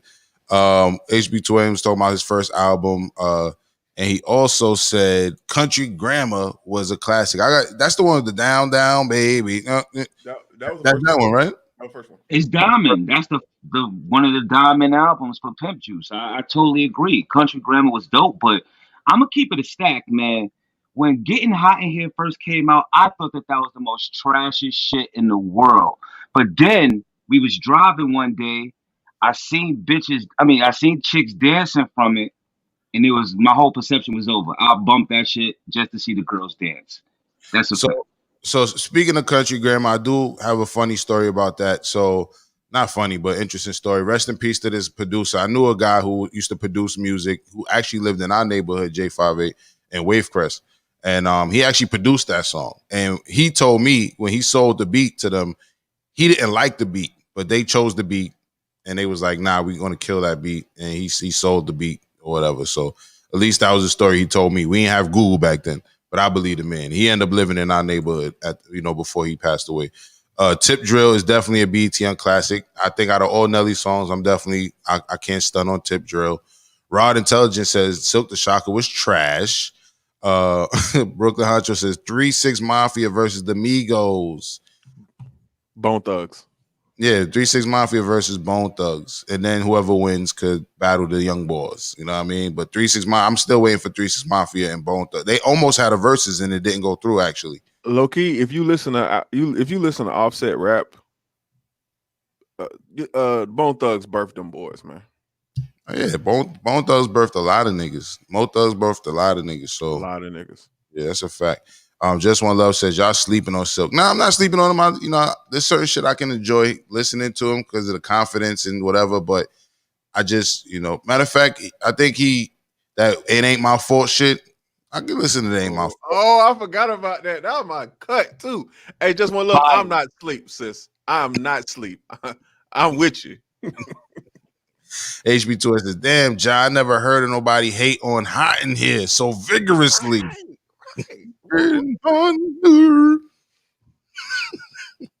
Vijay Sim says, Step out here supporting rappers tap dancing on Dancing with the Stars, aka Nelly.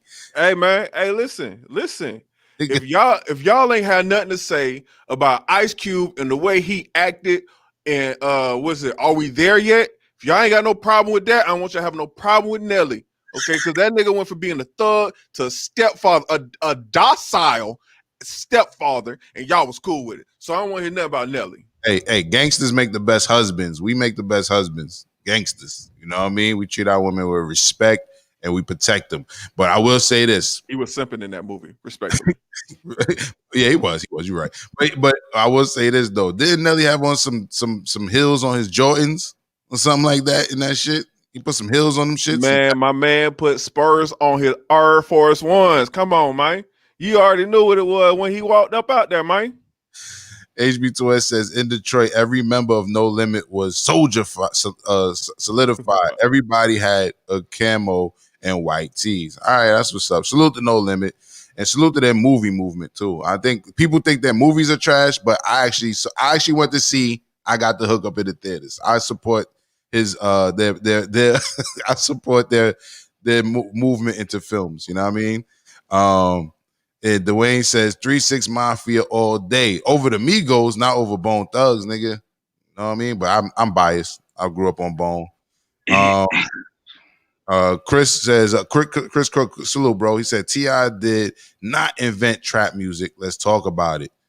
Yeah, I mean, I think the only people who think T.I. invented trap music is people who think that Lil Wayne is the greatest rapper alive. He's one of those, people who let you just tell them the narrative and they run with it. I don't think people with objective thought think that T.I. invented trap music, but I feel you. Yeah. And Where you that know come what? from?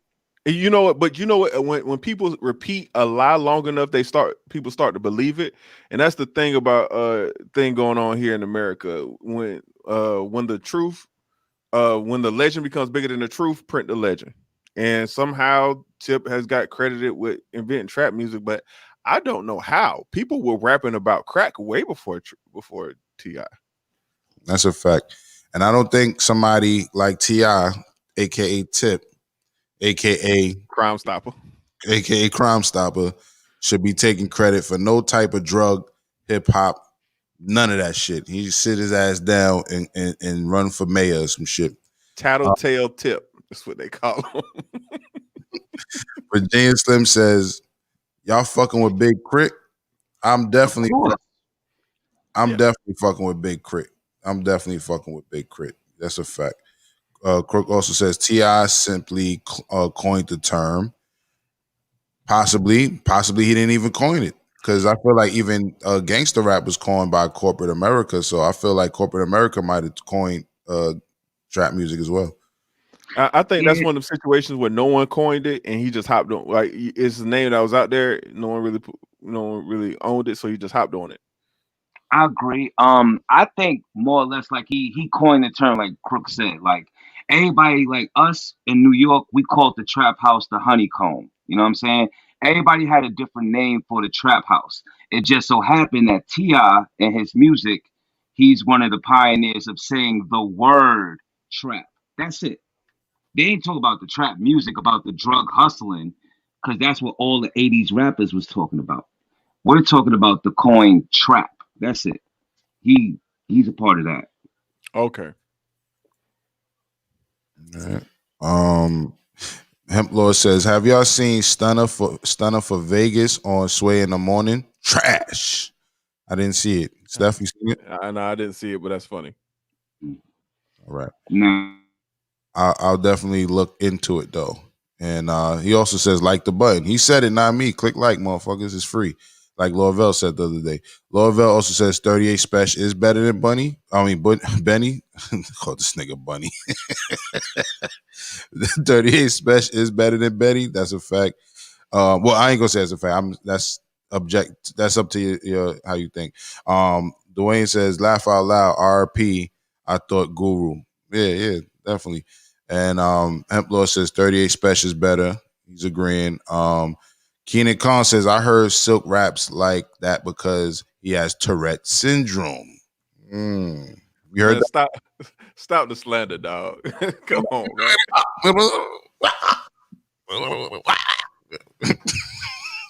But he never had outbursts. Like Silk was a cool nigga though, man. He was offbeat, but he was a cool nigga, man. Come on. He was a cool nigga. Like on that song he had with Maya, I'm Moving On. He was a cool nigga. He just is. Bro, that ain't my fault though. He done started. The finish. Yo, he was wilding. He was matching Mystical energy. Mystical, hey, you get on track with Mystical, that nigga talking about fighting grizzly bears and asking you to help the bear. You better help the bear. I like that. I low key like that line. Like a lot of people shit on that line. I was like, yo, that line was kind of hot. See me in the woods, bad. Let me stop. Let me slow down. Kim Murray says, Lil Webby is better than all of them guys. Savage Life. Thoughts? Better than all what guys? I think he's talking about the South guys we were talking about. Talking about better than Currency? Nah. First of all, Webby is not even better than my man Project Pat. Who's fucking with Pat? He's better than Project Pat, bro. Chill out. What? You serious? Yeah. Bruh, I'm good.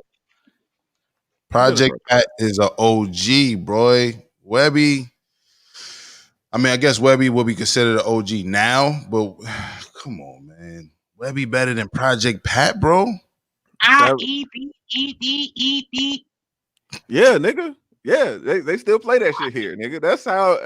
It's a different perspective. That's all that is. Yeah. You know what it is, Jay? You know what it is? When Project Pat did that bid, he lost a lot of time to prove himself. But we respect Project Pat Penn up here, so we do. Virginia Slim says Currency versus Crit. That would be good. That would be good. That would be good. Keenan Kong says Fox over Webby, Webby over Currency, Currency over Mac. And Laura Vell says Lil Wayne is the best rapper out of Louisiana. Stop it. Who said he wasn't? I think we were just saying one of the best. No. Louisiana. Just One Love said that Silk was the best out of Louisiana, and then I said Currency was the best out of Louisiana, and then he's saying Lil Wayne is the best out of Louisiana. She said I thought she said one of the best rappers out of Louisiana. Yeah, there were rappers better, but she was saying he was one of the best. I don't know. I think we lost that comment because it's already up there. But I mean, I think Lil Wayne shouldn't get that credit because a lot of people wrote for the nigga and people still not getting credit. And I think it's even obvious. What's that shit? That 4 foot. What is that shit he came out with? And he was going off. I think say that shit. Steph, my fault. 6 foot, 7 foot. The shit with him and Corey Gunn. That shit is to me it's so obvious Corey Guns wrote that shit. You know what I'm saying? I don't understand why niggas not giving Corey Guns the credit for that song. It's so obvious Corey wrote that shit. I wouldn't give him credit if he did write it. It was trash. Swagger Down Pat, call that shit Patricia. That's trash. What are we talking about? Why would I want credit for that? Yeah, that nigga wrote that. I didn't make that up. I would never take credit for that shit. But that real G's movie sounds like lasagna though. That was listen. It made sense. It was cute, but it was ass. It was an ass line. Like, come on, man. All right, Steph Got Jokes, the host of Trash Bars for 500, folks. Make sure you watch that show later on today on the Rant Network. Hemp Lord says Boosie is the best from Louisiana. That's debatable. I think Boosie is, but I don't know what's his latest shit. Currency is still dropping hot shit right now. You look up Currency and find some hot shit that he just dropped like yesterday. Like, I don't know. Yeah, Boosie right now, like he just dropped some shit that everybody's saying he kind of wigging out because he feels a certain way about getting shot, and he got this shit called Stick in the Car. He's incriminating himself, so he gotta relax. Yeah, he gotta relax. HB2S says, "Yo, Ja going off on rappers this morning. It's a Friday. You know what time it is." And Brooklyn Hunter says, "I guess Flo Rida made Steph a believer." You fuck with Flo Rida, Steph? No, respectfully, no. And it's not that he's trash. It's just he make pop music, bro. I wouldn't even really consider him a rapper for real. And I say that respectfully because the shit he do cool. If I'm in a white club and you know they got the electronic music, what they call it? I call it fist bumping music. Yeah, electronic dance music, EDM. And if you know they play his songs to EDM, and we in a white club and people doing coke and we dancing and shit. Yeah, sure, that's the vibe for it. But if I'm riding around, I have never in my title went and looked from. Ooh, let me find some Flow Rider. Like never, ever. YouTube, nothing. You can't find a search. I wouldn't even expect you, Steph, because if it's Flow Rider fault why Nelly ain't popping right now. You know what I'm saying? Flow Rider took his whole shit and ran with it. Ooh. Said why who ain't popping? Nelly. Flow Rider took Nelly whole shit and ran with it. That's why that Henny Echo that got me feeling so man, fuck that shit. I'm good. Boots with the fur. This nigga's crazy. Let's do this, right? When we talking about these artists, we got to think about who's going to last the test of time. And that's when we were speaking about like the whole verses with Jim Jones and French Montana. You got to ask yourself, like, which one of these artists has songs that your children or your children's children are going to want to pull up and say, this shit is hot. You know what I mean? Because we can find shit from our parents and our grandparents' generations that we're like, yo, this is good music. You know what I mean? Even though we weren't there. I don't see a lot of these people we talking about. I don't see our children's children picking up a Silk the Shocker CD or album or whatever and be like, this shit is classic. This shit is just good music. Like, I don't, you know what I mean? We do have rappers that make timeless music. I don't think some of these people we talking about are them. I don't know. I think we should hold that as the standard. We shouldn't worry about if we grew up on it and it's nostalgic. And I remember I was fucking my favorite girlfriend back then or whatever the fuck, you know what I'm saying? Like, we got to really just be honest with ourselves. You know what I mean? Because some of that shit is going to be just as stilly as the styles niggas was rocking. You know what I'm saying? Like, real talk. Like, I don't know if y'all seen that skit with Homeboy that said, he'd be bringing up styles from back in the day. Like, I remember you was wearing this and I remember you was doing that. Like, some of that shit is going to be in his skits when he get older. They be like, I never forget you used to wear them them Jabot jeans. Mm-hmm. You used to strap your jeans. Yeah, I remember that. Yeah. Nigga said, I remember you was wearing them NBA jeans.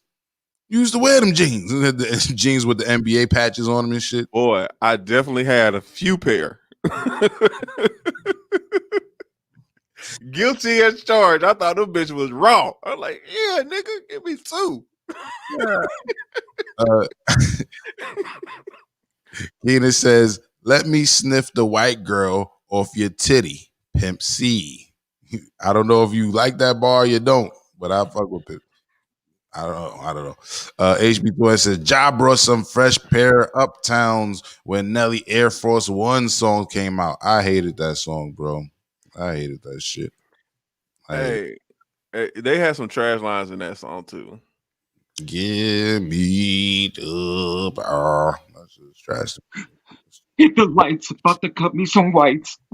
Hey, he said, she was staring at me like I'm shooting free throws. I said, excuse me, miss, I only want to buy shoes. She said, I love you, Murphy, especially in the white and blues. I was just like, dog, this shit is ass. Hey, but I like the song because the chorus was high. I was like, I fought with the chorus. The look, give me. And I had, and I was wearing Air Forces at the time, so it was just like, yo, my shit ringing. If I was a CEO in that company at that moment in time, I would have sued them niggas. Nah, not with that promotion. Not with that free publicity. You want that. Your shoes were the hottest shoe. They were hot. They were hotter than Jordans at that period. They were. I guess. Shaharia, good morning. She says, good morning, fans. Salute to Shaharia. Everybody make sure you go check out Silence Kills on the Rant Network. Salute to Shaharia. And congratulations to Shaharia. I'm going to let the cat out the bag. If she didn't, I'm going to. Because somebody got to pat you on the back. She got her nonprofit incorporated. Silence Kills is officially a nonprofit helping women in their domestic violence situation.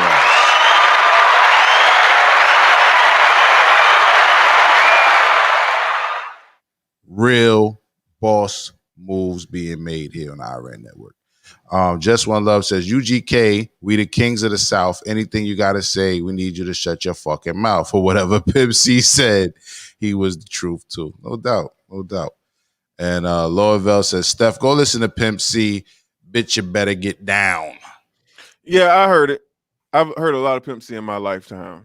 I'm being objective. I'm not, like I said, I'm not finna go up here and start disrespecting this man. I'm not gonna do that at all. I'm just telling you, I didn't like it. HB2N says, damn, Ja, look like he about to punch a rapper. I got a funny story. Maybe one day I'll let it out. But one of the top goon rappers in NYC, I actually had a fight with when I was yo. I actually had a fight with this nigga in his hood and shit. And them niggas jumped me and shit, you know what I mean? But yeah, man, I mean, I guess you could say I punched a rapper before. In my late teens, you know what I mean? Virginia Sims says, dope pick, Ja. Had the struggle beard, though. My shit wasn't full in that moment. That's true. Hilarious. Shaharia is laughing. She said the chats are jumping. The chat's definitely always jumping in the morning. Salute. We got the best audience on YouTube. That's a fact. We see. Damn, we got to wrap these comments up. We even gonna get to the next topic on this joint. Mr. Jones says, Was that your club though? It wasn't my club. It was a lounge though. It was a lounge. Brooklyn Hunter says, drop down and get your eagle on. Was crazy with the girls in the club. Epic. I'm a fan of reggae music, so but I hear you. You know what I mean? If that shit came on and the women dropped down and I was dancing, I'm dropping down. I'm matching that. I'm gonna drop down and stay on that ass. I'm staying on her ass and shit. You know what I'm saying? When that came on, I ain't had to like the music.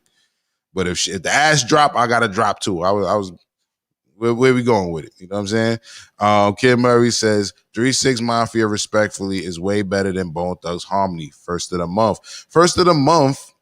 I hear you on that. You know what I'm saying? First of the month is not the best Bone Thugs Harmony track, but you gotta understand there's a difference between the commercial tracks and the album tracks, the album cut. So a lot of times they'll put out something that they think the general public will fuck with.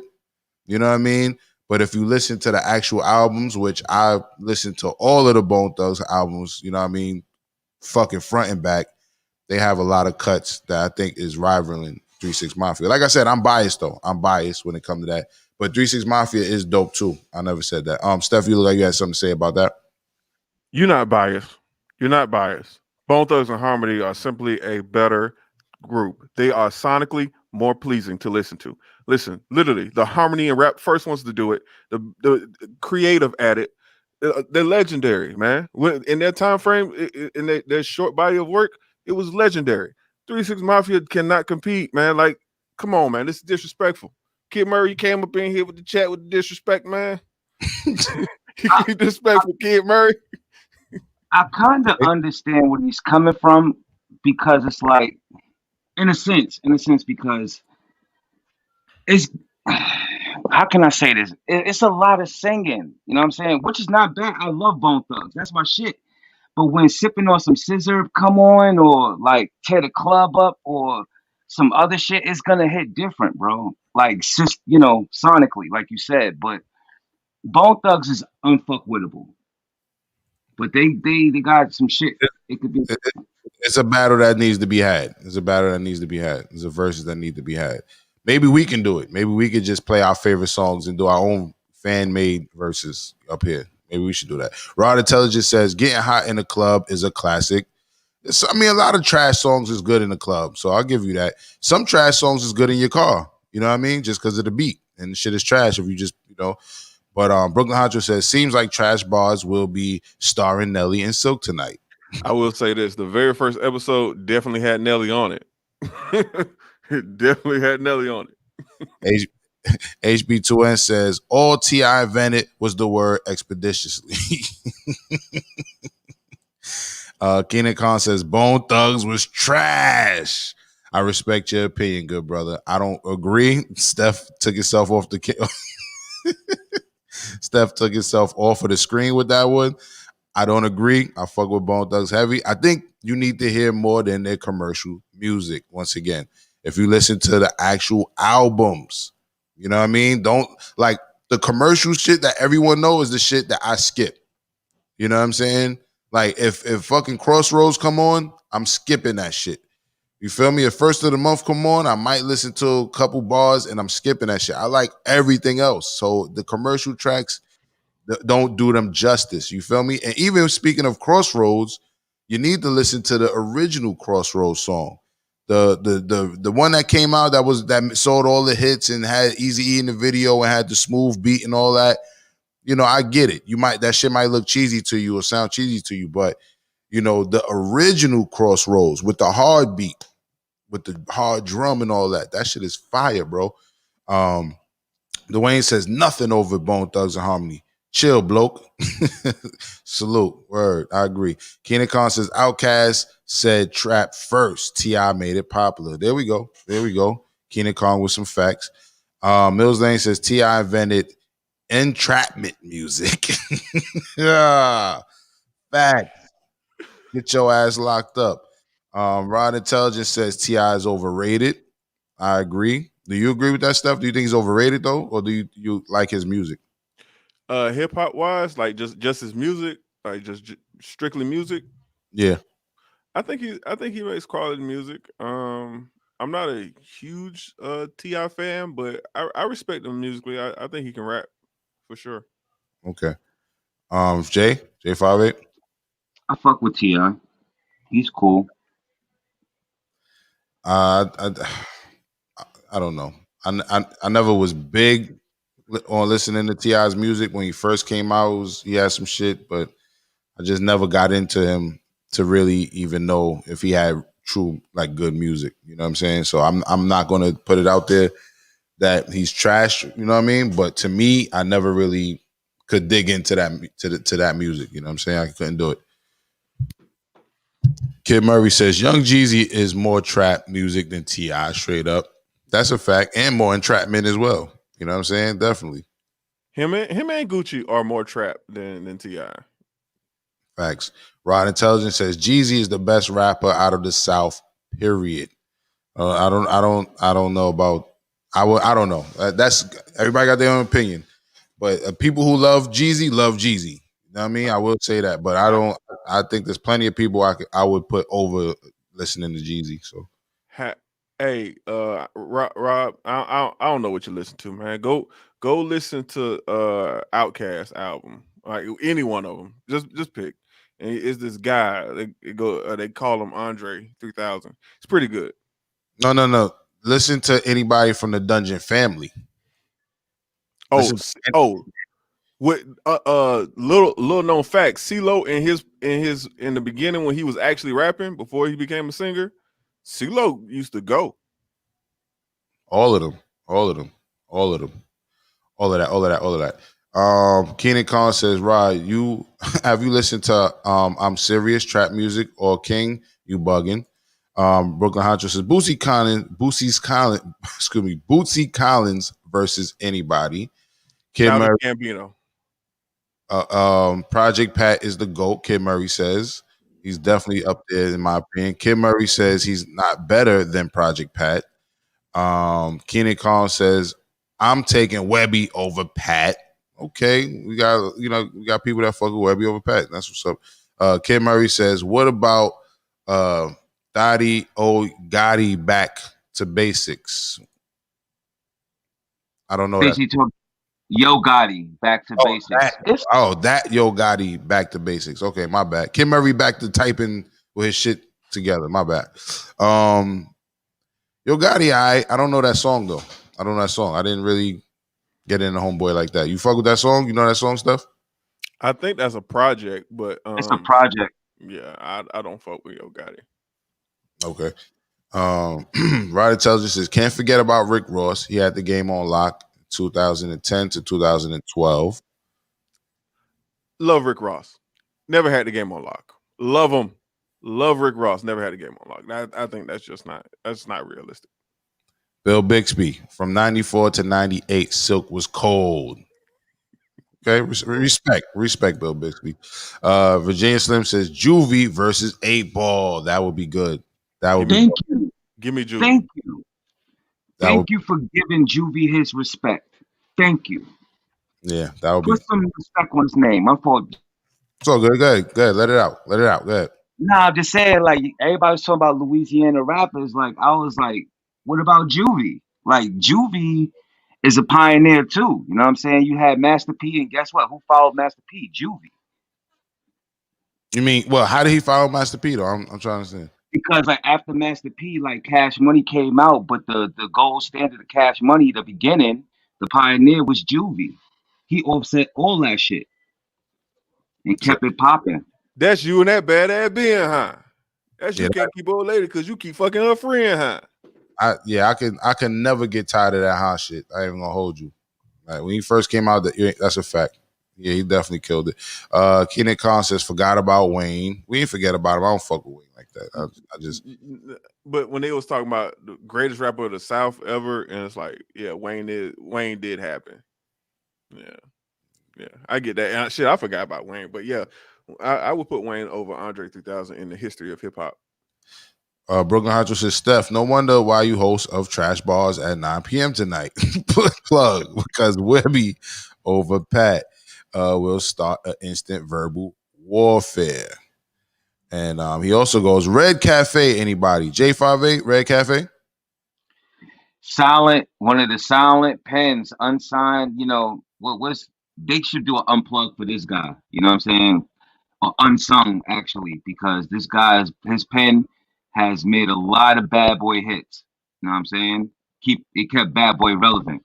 No, I think you said it right. Unplug that nigga's mic. No, I'm playing. I just couldn't help saying it. I just couldn't. I was gonna say it. So, I'm not a Red Cafe fan. I remember that nigga was on the 2K soundtrack. I forgot what 2K it was, but that nigga, I was like, yeah, this nigga ass, and I like never went to listen to his music. I think I kind of agree with you both in one way or another, but I do think that he is unsung. I don't think he got his just due. And I do know he definitely wrote some shit. He definitely wrote some shit in his time over there at Bad Boy.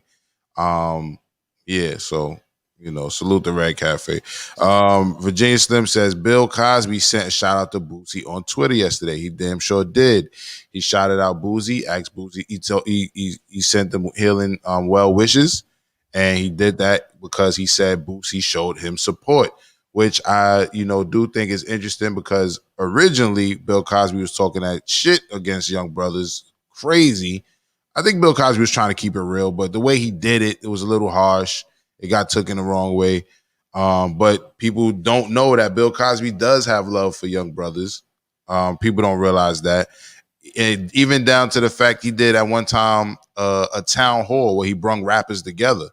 And they weren't, super famous rappers, but one of the rappers was my homie Supernova Sloan, who some might know from New York. And he had a town hall and he spoke to rappers and young people, and and he had rappers on the panel. So Bill Cosby fucks with us more than we know when it comes to young rappers and shit like that. So he did salute Boosie on Twitter.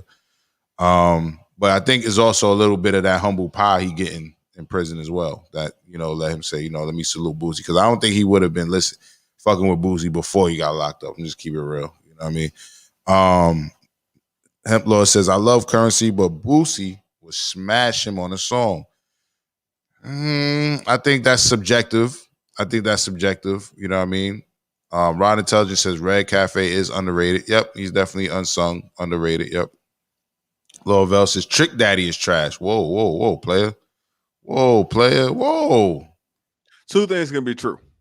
Trick Daddy is absolutely trash, but he is a staple in hip hop, sir. And you show him some respect, Mr. Lordville. Come on, man. We show you respect.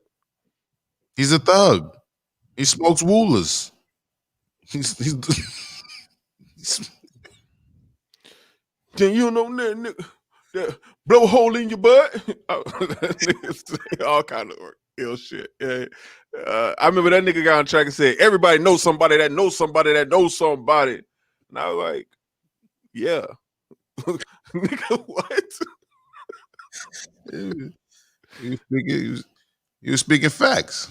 You know what I mean? Salute the Trick Daddy, man. I fuck with, honestly, my favorite Florida rapper from that era is that Trick Daddy came up in. And you might could guess it. I don't know, but my favorite rapper is JT Money. Oh, whole problems ain't no problem.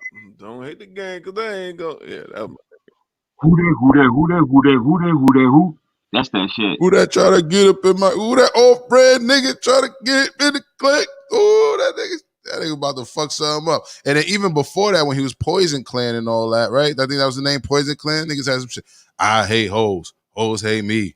I hate hoes. Hoes. I was fucking with JT Money back in the day. I ain't gonna hold you. I fuck with JT Money, man.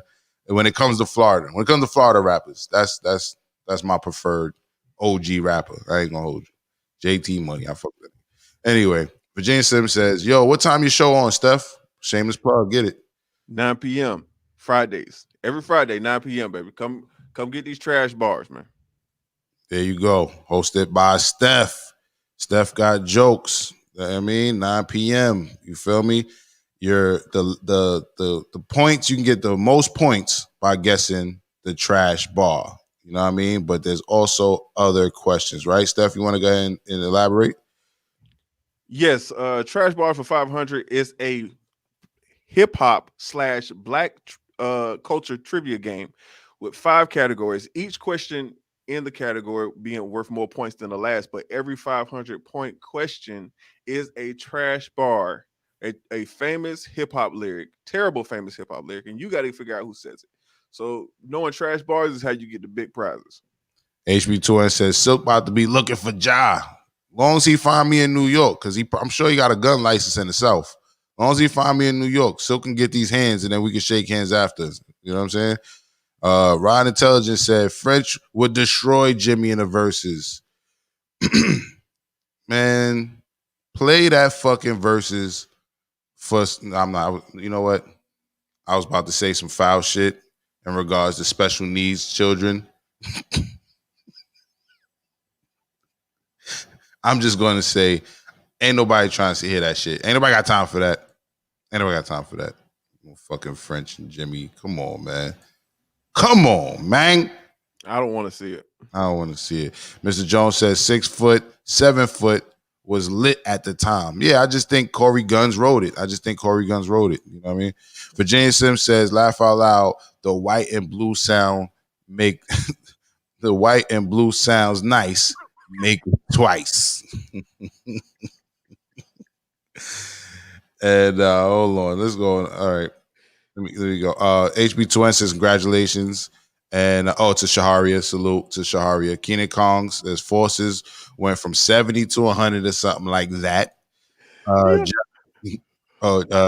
Jeffrey. Oh, go ahead, Steph. My fault. Nah, it's the sounds nice, make it twice. That shit was trash. You put that in your show, man. Jeffrey Morrow says Earth, Wind, and Fire, Confunction, or higher players. Now we talking. Now we talking good music. And Dwayne Diamond says they raised the price on Air Ones after that song. The man was high. Keenan saying dope about Shaharia. Jersey Jen is laughing. Salute to my sis Jersey Jen. HB2N says Ja beat Mano's ass. Nope, it wasn't Mano. All right. Let's not salute the Mano. This nigga HB2N trying to get me kidnapped. It wasn't Mano. Maybe one day if we get this audience. I got the best audience on YouTube, but just like this story, I'm gonna put it in the category of when I auditioned for Ice Cube's role in the NWA story. We want to get this show a little bit more cracking, you know what I mean, before I really let my real crazy stories go. What you gonna say, Steph? Ice-T. What you said? Ice-T? What do you mean? No, you said in the Ice Cube story. I did. And Ice Cube, I auditioned to be Ice Cube in NWA. In the NWA movie. Say it again. You auditioned for real? Yeah, nigga. Oh, I thought you were joking. I was like, nah, because I was like, oh, Ice-T. Nah, I did.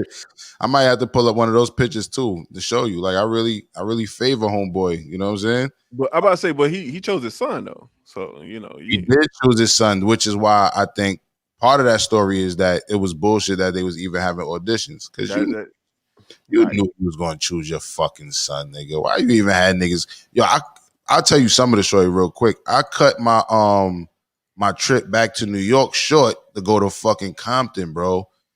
To go to Compton for that shit. Like, you serious, bro? Hey, niggas made me cut my trip short for that shit. Well, let me throw a quick flick on the screen to show you niggas what I'm talking about.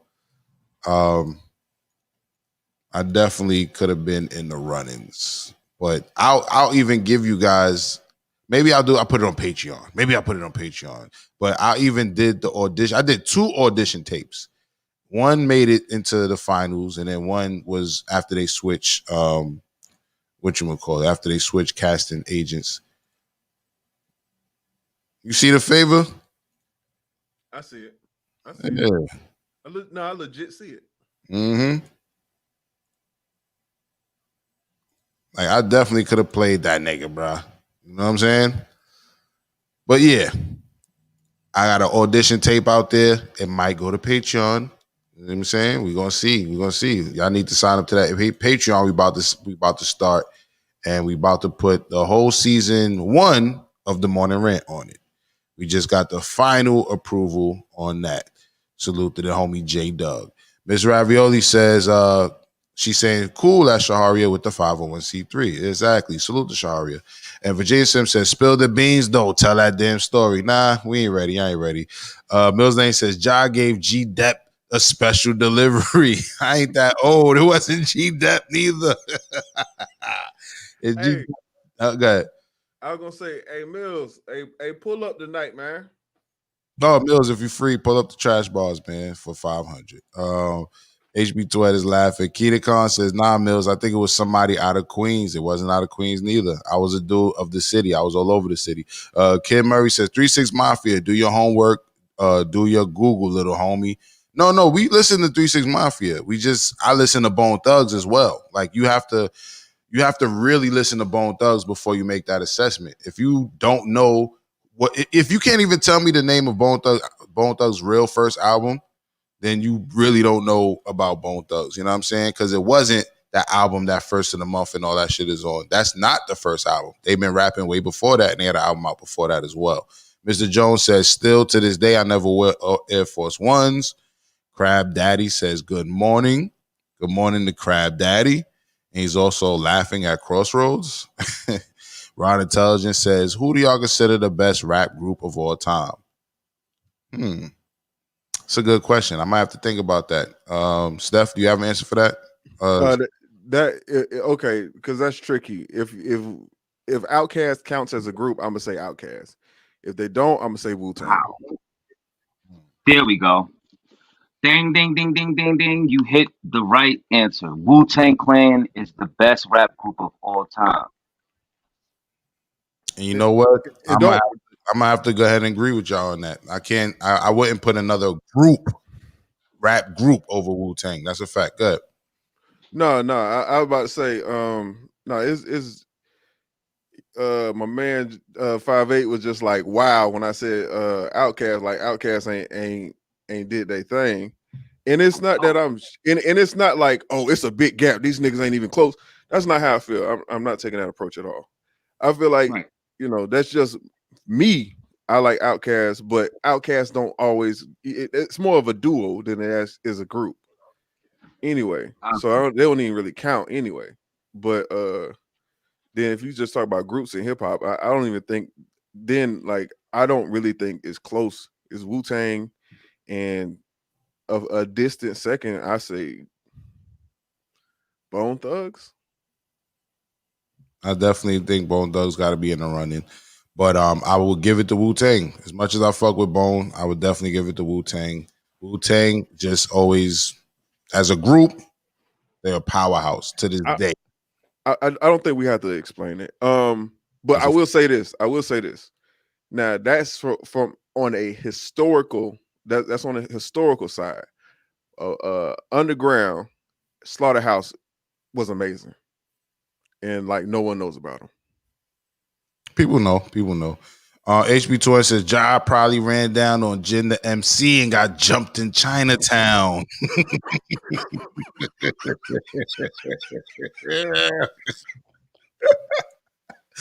It wasn't Jin neither. It definitely wasn't Jin. Yeah, I mean, I don't think anybody's gonna get it. And we can stop guessing because I will tell you guys when the time is right. In fact, what I plan to do is I plan on chopping it up with this person eventually and eventually getting to tell the story with them because it's all love now. It ain't got nothing, that was, you might as well say high school shit. You know what I mean? I was like high school age when that shit happened. So, I don't hold no hard feelings. You feel me? All scars, we earn them. You know what I'm saying? So, and I held mine down. Hemplord says, I got to stay high. You know what I mean? Higher, baby. Yeah, he's talking about that Bone Thug shit. Y'all don't know about that if y'all don't really listen to him. Crab Daddy said him and Chingy should fight. And Brooklyn Hodges says, I'm convinced that Blind Fury is the best freestyler alive. Blind Fury and Supernatural. Those two people definitely got it when it comes to freestyling. And Supernatural. And Crab Daddy with some rap albums on the check-in. Today, he says Thug Motivation was the best rap album on earth.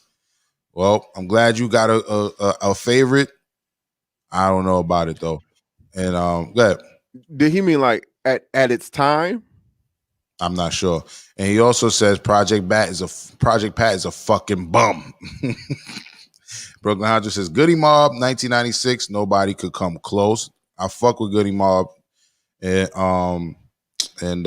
salute to them. Salute to CeeLo, who I met on a couple occasions. And CeeLo's a good dude too. Trick Daddy says Keenan Khan says Trick Daddy over Jeezy. I agree with that. I don't fuck with Jeezy like that. So, but I just don't fuck with Jeezy like that. So I would rather listen to Trick Daddy. But I hear y'all. You know what I mean? Look at their faces. They ain't. Hemp Lord says Future from Dungeon Family. He ain't at the top of the pyramid. No, he's not at the top of the pyramid, but you got to give Future his props. You know what I'm saying? Future does make good music. You know what I mean? So even the less known person who was from Dungeon Family makes good music. Like Dungeon Family put out some really good albums. Oh, there we go. Crab Daddy talking that gangster shit. He said C Murder. I fuck with C Murder too. But he said fuck Juvenile. Stop it, man. He did say that first. He did say Come that on, first. bro. Like I have no problem with C Murder. It's just fuck Juvenile. Come on, fam. Yeah, I feel you. But C Murder is definitely hard, man. My favorite C Murder song is probably Lil Niggas. I about to say, to quote Juvenile, New Orleans my city, nigga, and I'll make the mayor leave. And he also fucks with Wayne. Brooklyn Hundred says Birdman versus Brotherly Love Diddy. There we go. Who? I'm not. Shit is too easy. It's too easy. It's hard. It's too pause.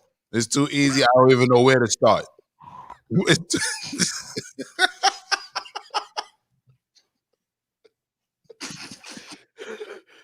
Pause. We got a flag on the play. We got a flag on the play. That is this whole thing is hilarious. We definitely wasn't planning on spending this much time on this shit, but we ride it with you. We ride it till the wheels fall off on this subject. You know what I'm saying? And I never really talk about music with y'all. You know what I mean? J5A gets to talk about music on his show Straight Up in the Morning, and his show coming to the Rant Network. I think he's starting it this Saturday. Is it this Saturday at 8:00, y'all? Kicking the door, independent artists. Lend me your ears, lend me your videos. I will play it. Gotta be fire though. Yeah. And then we got Steph from host of Trash Bars for 500. You know what I mean? So I never really get to talk about my thoughts on music. You know what I mean? We talk about politics. We talk about a lot of shit up here. But we never really get to just, cut loose and just talk about artists and people being trash and people being dope or whatever. So I'm enjoying this particular Friday right now. So I'm riding with it and y'all riding with us. So we do it for y'all. So that's what it is. Keenan Carl says 8 Ball. Crab Daddy says 900 Degrees was a Cash Money album. And Virginia Slim says Wayne over 3K. You wildin'. I don't know who said that.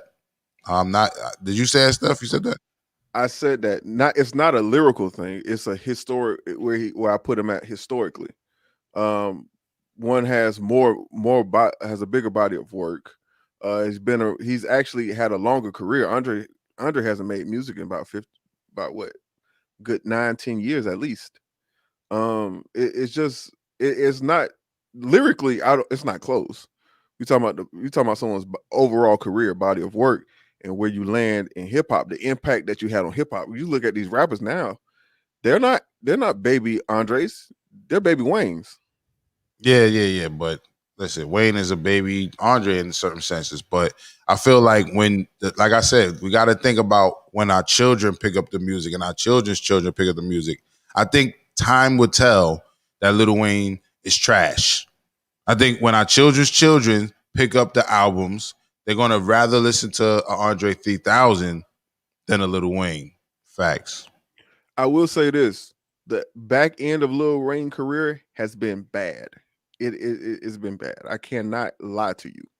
The first half, historically great. Wobbly, wop, wop, wobbly, wop, wop, wobbly, wobbly. That part? Yeah, I mean, but you got a nigga who was wearing a wig saying, "Hey y'all." So let's not That's the compare the goofy shit. that's They were the both on some goofy shit. but that's the back end part.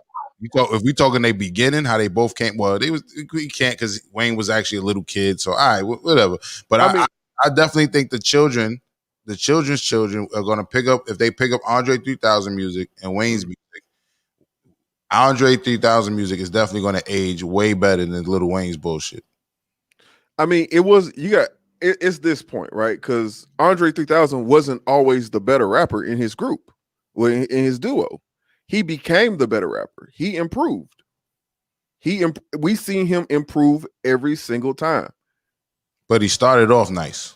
He started off decent. Yeah, he started off really good. I'm not saying he wasn't good, but he transformed and he's perfected his craft. But then he stopped making music. When he was at his best, he just stopped. Sometimes it be like that when you dope. Guys, Jay. Okay. Andre 3000 is the unicorn of rap, right? And I'm gonna explain. His verses are more sought out than a Banksy painting. Every time he shows up with a verse, Andre 3000 kills. And we could do the math before. Hey y'all, the love below, right? Andre 3000 started playing the guitar, doing instruments. Later on, the Carter 2, that's when Lil Wayne started using the guitar. Started singing after Andre 3000. So it's like we can weigh the odds, but let's be honest, Andre 3000, he got it. But work ethic, Lil Wayne overdoes it. He ODs with work ethic. See, and when you talk about being successful and all that, that is one thing that counts, right? Hard work beats talent, is what they say. So Lil Wayne definitely had a crazy work ethic. So I'll give you that. And that's the same thing with Chris Brown and Usher. They get to the point where Usher has quality control over his music, which is the same thing Andre has. But Wayne and Chris make so much fucking music. It's like it just piles up. All right, let's wrap these comments. Yeah. Says BG. He's basically saying BG got more I think hits than Juvie on his own album. BG was definitely the low-key star in my opinion of the whole Hot Boy movement, you know what I'm saying? But Juvie definitely was the flagship artist of that label. I mean, Juvie was the flagship artist of that label. But BG definitely, was a solid foundation for them. Mr. Jones says, the one music that I like with T.I.'s Rubber Band Man. Steve says, good morning, gentlemen. Good morning to you, good brother. That's my big bro right there. Salute to you. Virginia Sims says, Trick out here wearing red wigs. I didn't know that. But I told you he smoked woolers. So, he said it himself in the interview. He said, I like the trash weed with mixed the cocaine in it. You know what I'm saying? Yeah. Oh, the Raw Square. It's called a Raw Square or Boom J's. Yeah, he been on those. And up north, we call them woolies or woolers. You know what I mean? Jersey Jen says, Air Force were hotter than Jordans in high school. Well, for girls, we all had them in every color because y'all was listening to Nelly, apparently, right? Keenan Khan says, Trick Daddy, trash? Question mark. I don't think so. Virginia Slim says Pastor Troy was dope. Pastor Troy is definitely dope. We definitely put ATL on the map, I believe. Go ahead. I was listening to Ain't No Playing GA this morning. I don't know why, but I was. It was sliding. Keenan says Pastor Troy over Master P. I'm gonna have to agree when it comes to like the music, but I don't know if Pastor Troy has enough music to like replace Master P's catalog, if that makes sense. I disagree. I disagree. Go ahead. Does Master P even have a 20 song? Gentlemen? 20? Yeah. 20. Can Master P can he even get into a versus Master P, y'all? Can Pastor Troy? Do you know 3 Pastor Troy songs? No. I'm not saying I didn't even think about Pastor Troy. Now, as far as sonically, his songs was more appealing to me than Master P's, but I'm asking, does Master P even have a 20? I don't even see that. If you include his features and the No Limit songs that he was on, he got about 12. He got about 12 Right. hits. He can't play the Bout It remix with Cam. We gotta So- test some of these theories out, but we gotta make a page on Mixcloud or something, some place where we're not gonna get flagged for playing certain songs. You know what I mean? But we gotta test this theory out, and we need to just go ahead and make our own fan made verses by the union. You feel me? Virginia Slim says facts, Keenan. Mr. Jones says, I wonder if they're going to change the verses again instead of playing classic music, play classic beef music like with Gucci and G. Maybe that's what's going on. Maybe when they talk about French Montana and Jim Jones, maybe that's what it is. Maybe they're looking more for people who have beef to come together and squash their beef and just play music. Maybe that is what they're doing. But I think that's a bad direction. I think the classic music was a way better direction. You know what I mean? Like just go listening to shit that we still love and we loved, and just shit that aged well. I think that is way more impactful than just us celebrating niggas because once upon a time they let they niggas get locked up and or shot and killed because they had beef over dumb shit. You feel me? So, but that does look like that's the direction they're heading. Outside of the fact that we'll get to that because we didn't even get to the fact to say the next battle I think is supposed to happen is what, Keisha Cole and Ashanti. So which that's I'm sure we have mixed emotions on that too. You know what I mean? Miss Ravioli says, just one love. You'll be lucky if you remain on the positive on the trash bars scoreboard. And Keenan, it is a hard game. It is a hard game. It like some questions are easy and then some question is crazy hard. Keenan says hard pass. I'm not sure on what part. Virginia Sims says laugh out loud. Ja, was they mad when they chose Ja was mad when they chose his own son. I was mad that they act like they wasn't gonna that they were looking for somebody. I think it was, you know what I mean? Like if you know you're gonna choose your son, don't have people go through an audition process. That exactly, like, you know what I'm saying, like you have this casting call and you have your son run. Come on, man, like I don't stand a chance, like, you know what I'm saying, and it's not about who would have did a better job. That's your son, right? Like you're gonna pick your son. I tried to give him the benefit of the doubt when they was doing the casting calls that maybe he's just not going to use nepotism. Maybe that's what they're saying. We're not going to use nepotism. You know what I mean? We're just going to look for an unknown or whatever. I thought that's where they was going with it. But the whole time they were just looking for people to just kind of like help with the buzz, I feel like, because none of those guys came from the casting calls and those auditions. Those all were people who were called in that were like, classically trained actors.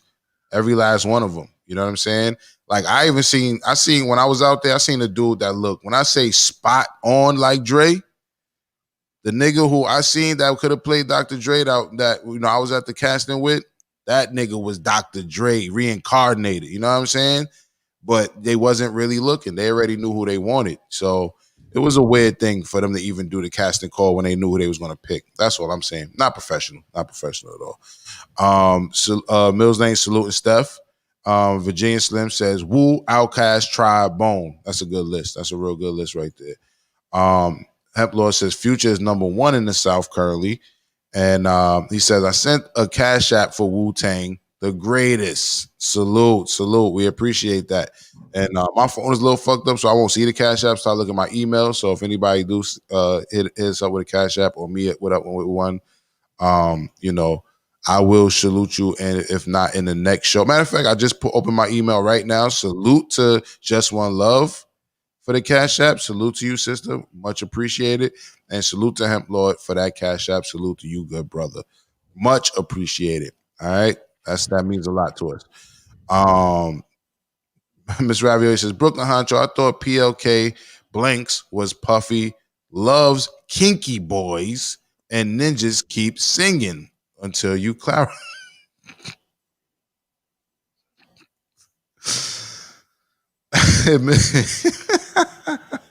Bruh.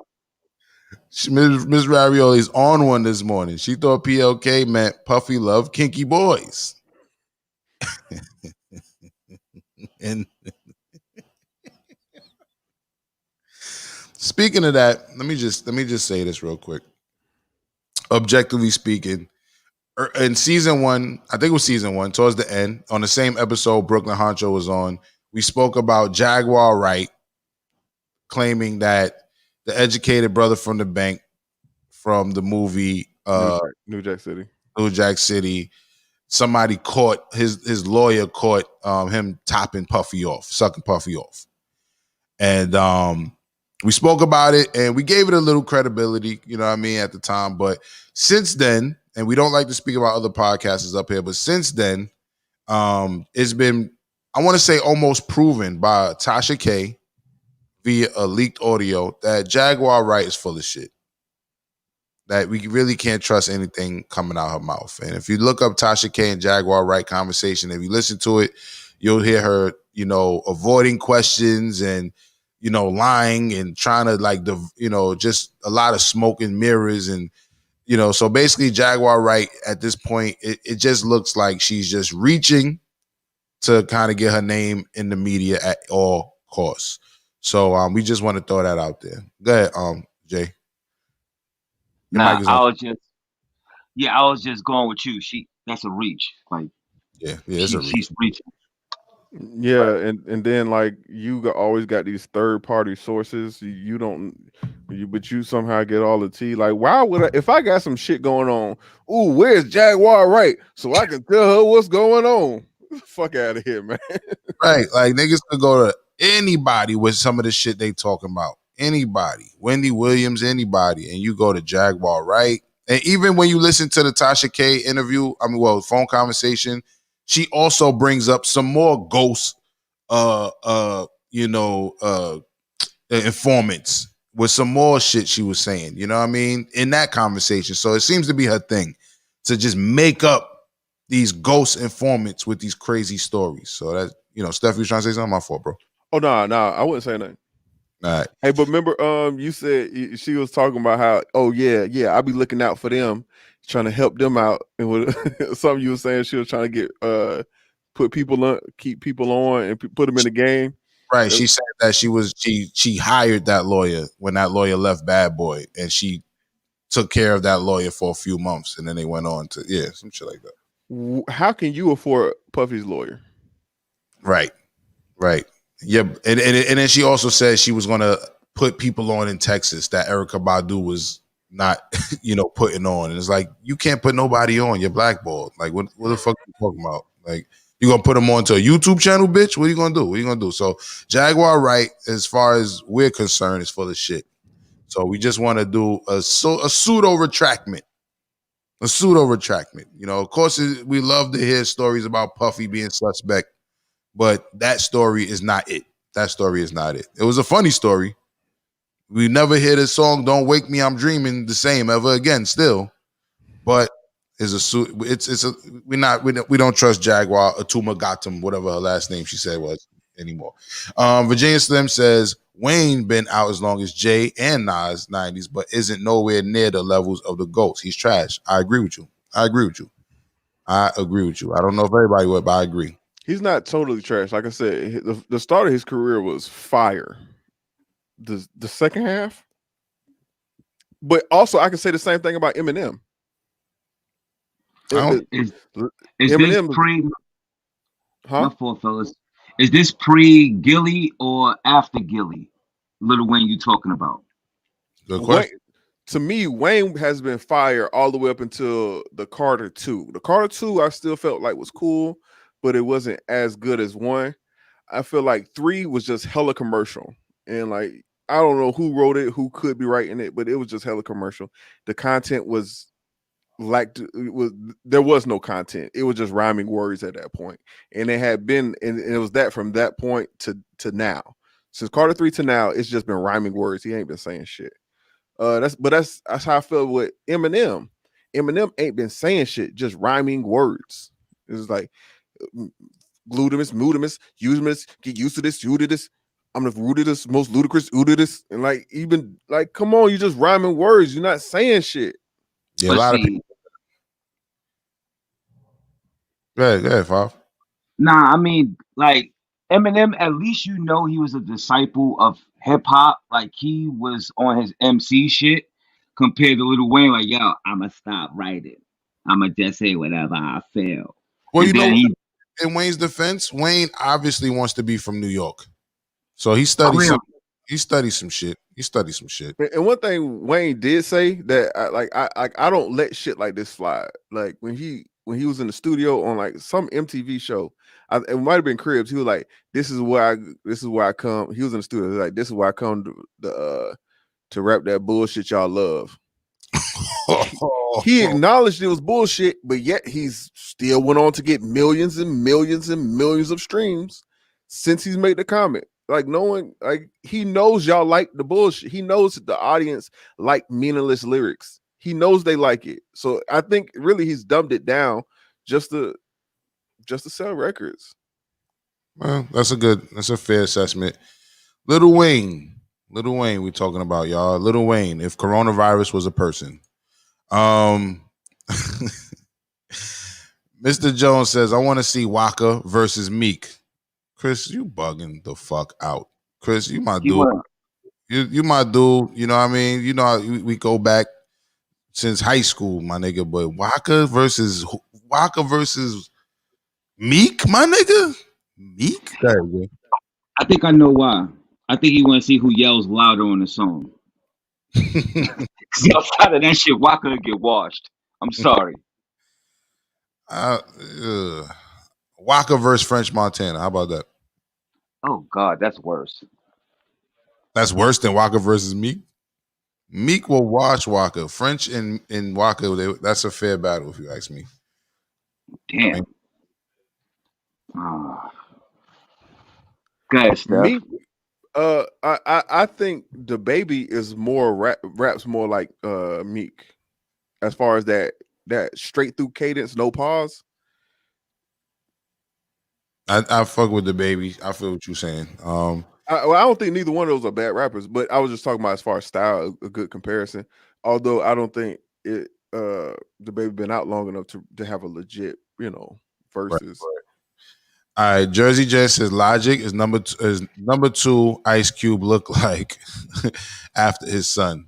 You know what I mean? Yo, I haven't seen anybody outside of his son that definitely would have been better at that role. Because even when I was at the auditions, I seen a lot of fucking short, fat midget niggas with beards. I'm like, y'all niggas think y'all look like Cube because y'all fat and brown skin with beards, nigga. And like and when I went, I even took the beard off because I was showing them niggas that like, nigga, I could look like this nigga before he had the beard. You know what I'm saying? So, but anyway, Just One Love. Go ahead, Steph. I about to say, give us your give us a line. See, that's what niggas got to pay for. Because that was the hardest part of the audition, Steph.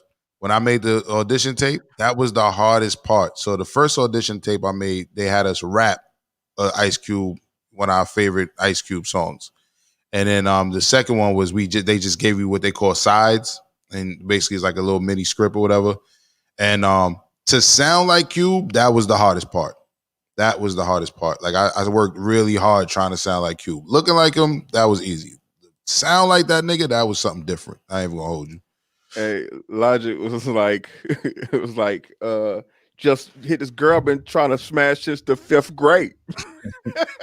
I actually did the joint. I actually performed the joint from the Friday soundtrack. It was that Throw Your Neighborhood in the Air joint. No, not even that one. Pardon me. I was gonna do that one, but I did the one with my fault. I'm lying. I did the one with What Can I Do? Ta-da! What Can I Do?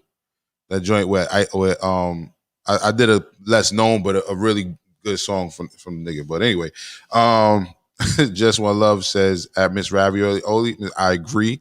Virginia Slim says that Pfizer vaccine out here giving people Bell's palsy. Those fools literally have the screw face. I haven't seen that yet, but we're gonna keep a track on that. You know what I'm saying, and we will report on anything coming about that. But today is Friday. We on the fuck shit. You already know. And Ciara Mitchell says they was going to use you as a stunt double. You know what's funny about that, Ciara? On the paper they said if we don't choose you, are you willing to be an extra? And you know what I said? I was so cocky. I wrote on the paper, I said, I'm willing to understudy the person if you make the wrong choice. I was on some bullshit.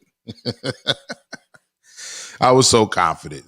You got to be confident sometimes. You know what I mean? Miss Ravioli says Jaguar Wright was and is traumatized. You just have to translate her troubled speech, chew the meat, spit out the bones. I feel you on that, and I feel like her traumatization is what she's using as an excuse to tell lies on others. But we don't believe this bitch no more. We don't believe Jaguar Wright anymore. I don't. I really don't. Listen, stop this. You cut this out right now, Miss Ravioli. You cut this out. You stop. You're enabling. You're enabling people who are out here, just lying on other people and carrying them, and you're blaming them. You're making them to be victims. These people aren't victims. Now they are the abusers. She's an abuser. Destroying someone's reputation, saying this man was giving P. Diddy fellatio. How do you think his wife now looks at him? How do you think his colleagues look at him? She has put a damper on his right. He is now a victim. She is an abuser. What do you have to say about that? She said, Ms. Ravioli, Jaguar Wright said the man was sucking Puffy off for a demo deal. Not even a real record out contract, a demo deal. So he can go in a contract in the studio and record a demo. Come on, that's fucked up. He's never going to be able to live that down. Then she lied and said that my man Common, the man that made the light, slid his Yadamine in the mouth when she ain't want it, even though the night before she probably gave him the yeeks. That's fucked up too. She's foul, Miss Ravioli. She's foul. Don't stick up for her because she's just talking that I was people abusing me and all that shit. She is foul. I'm trying to tell you. She even said it herself. She said she fucked Black Thought when he was with his wife, and his wife was pregnant, and then she went to the house to look at the baby, the sonogram pictures. That's a foul individual if that shit is even remotely true. You feel me? She's foul. She's not a good person. She's a liar. Listen to her and Tasha K phone conversation. Mr. Jones says, yeah, I agree with you. Just keep it with the Joyable Classics. But you never know you never know they may go that way, like you said, with the beef, just to keep up ratings and bullshit. But the ratings come from the Joyable shit. The ratings come from the classics. We don't want to see. The only beef I do want to see them squash on the verses is 50 and Ja. I will be there for that. I ain't gonna hold you. Not you, Jay? You not with it? Nah, I'm not saying that. I'm saying it's never gonna happen. Yeah, I know. Never. But that's why I will be there. That's why I will be there. JJ Salute says Waka is an anthem rapper. I give you that. Miss Ravioli says Virginia Slim may youngest pasta collection may have my youngest pasta collection may have Bell's palsy. Slide you. I'm not sure what you meant. Virginia Slim said, I'm not sure either. Ms. Ravioli says, slow your roll with the screw face comments before we all pull up. Ms. Ravioli's been on some gangster shit this week. I love it. Virginia Slim says, just speaking facts. And Hemp Lord says, Jaguar Wright is trash. Basura. Perfect transition. And we're going to read Ms. Ravioli's comment. He was promised the world by Puff. He only received that one song deal. Typical abuser, promises never kept. All right, listen. Speaking of Jaguar being trashed by Suda, Jaguar Wright was a singer. How do we feel about Keisha Cole versus Ashanti? That's what we didn't say. That is the last versus topic that we needed to hit on since we talking about verses that led to all of this music talk and our music knowledge. How do you feel about Ashanti versus Keisha Cole? I have my thoughts. Steph, let's start with you. What's yours? How do you follow up Jeezy and Gucci Mane with this weak shit? Seriously, man. Like, nobody asked for this. Nobody want this. Ain't nobody checking for Keisha Cole on her own. No one's definitely not checking for Ashanti. You know what I'm saying? Like, Ashanti bad. Don't get me wrong. Praise God. But ain't nobody wanted this. Nobody asked for this. no one was all up in Keisha Cole comments like, when you go on battle Ashanti. Nobody, your fans didn't ask for this. You just trying to get hot again. You seen what it did to the streams for Monica and Brandy. Newsflash, you ain't Monica or Brandy. All right, strong words from Steph, aka Steph Got Jokes. J58, Ashanti and Keisha Cole. This whole like this is a setup. This is a decoy for the real shit they trying to put out. They both don't have 20 fire songs. Ashanti's gonna go off a lot of hooks. I think the I'm Real track with Jennifer Lopez was trash. Um, yeah, I don't know. I don't. I'm not even gonna see that. You're I'm not gonna good. watch it?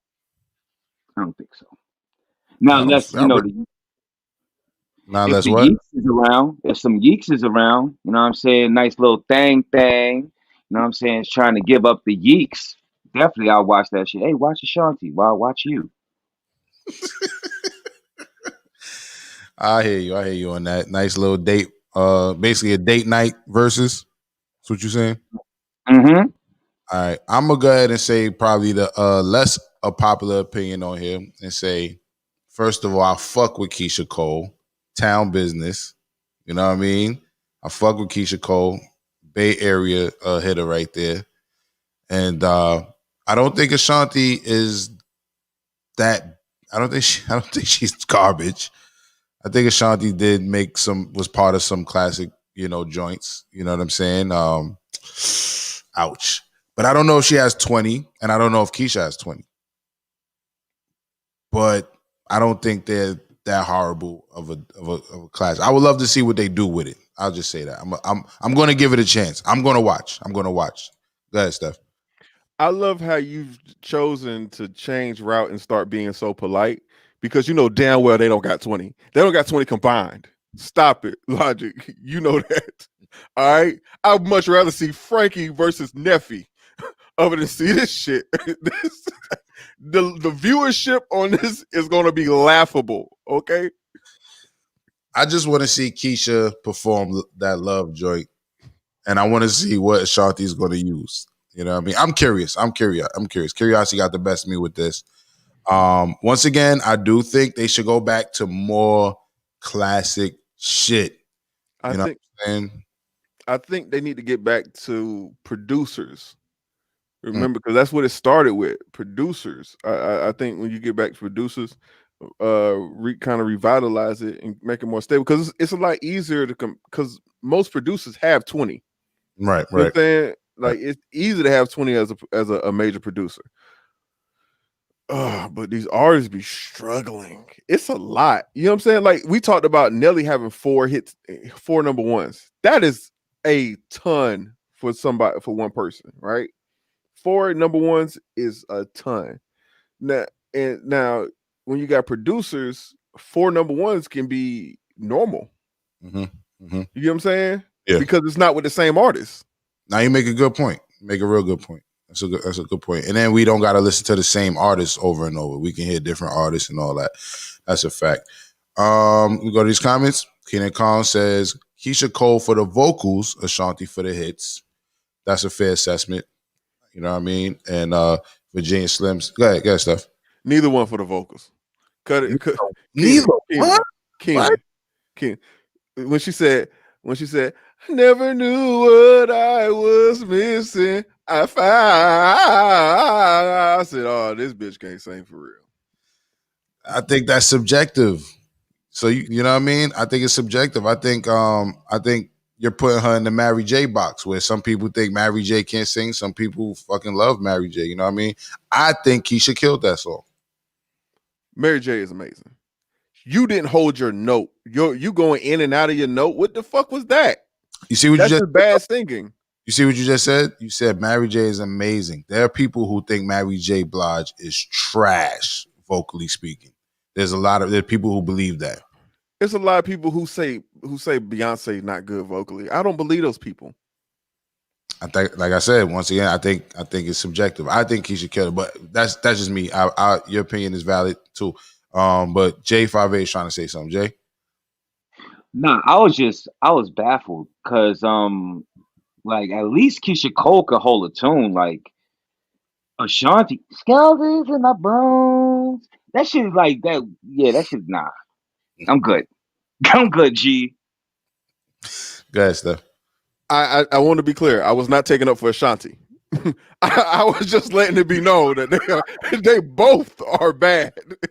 Okay, that's where I was coming from.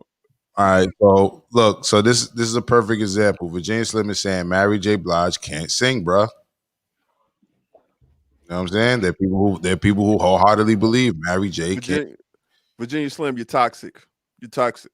No, I mean I like Mary J, but I acknowledge that people who say this a lot of times are people like real singers say that. You know what I mean? But look, so and JJ says Mary J is amazing, Steph, and let me see. Okay, Virginia Slim also said going to be nothing but features on that verses. I can see that. They're both going to have a lot of features.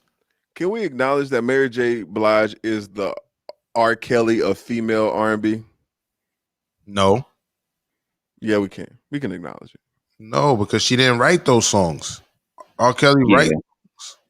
But okay, she was.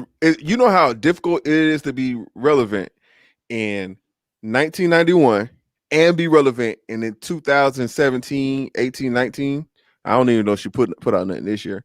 But come on. But this is what I'm saying. I hear you on the comparison on that, but there are people who transcend time periods. When you say the R. Kelly, I'm thinking when I'm giving him credit for what he's done, and not just straight go to the obvious and call him a scumbag and shit. Is like I'm giving him credit for his writing. You know what I mean? Over his singing, over everything, I'm giving him credit for his writing. So when I can't say she's the R. Kelly of the female side of things because she didn't write none of that shit, bro. Okay. You are making this you making the comparison which you wanted to make it on. I explained what my comparison was. It was the longevity of being relevant, and not just relevant, like respected and sought after. 20 years from when you came into the game. That's my point. There are others who have that. That's what I'm saying. I don't think that's his niche. You know what I mean? There are other people who have the relevancy. You know what I mean? That's what I'm saying. The number one thing, nigga, LL Cool J. He's not an R&B singer. I said she is to female R&B what he is to male R&B.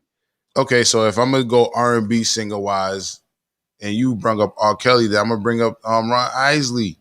You know what I'm saying? Ron Isley is relevant through mad time periods. You know what I'm saying? I feel Usher was relevant through mad time periods. You feel me? Go ahead, J5. I can agree with Steph in one accord.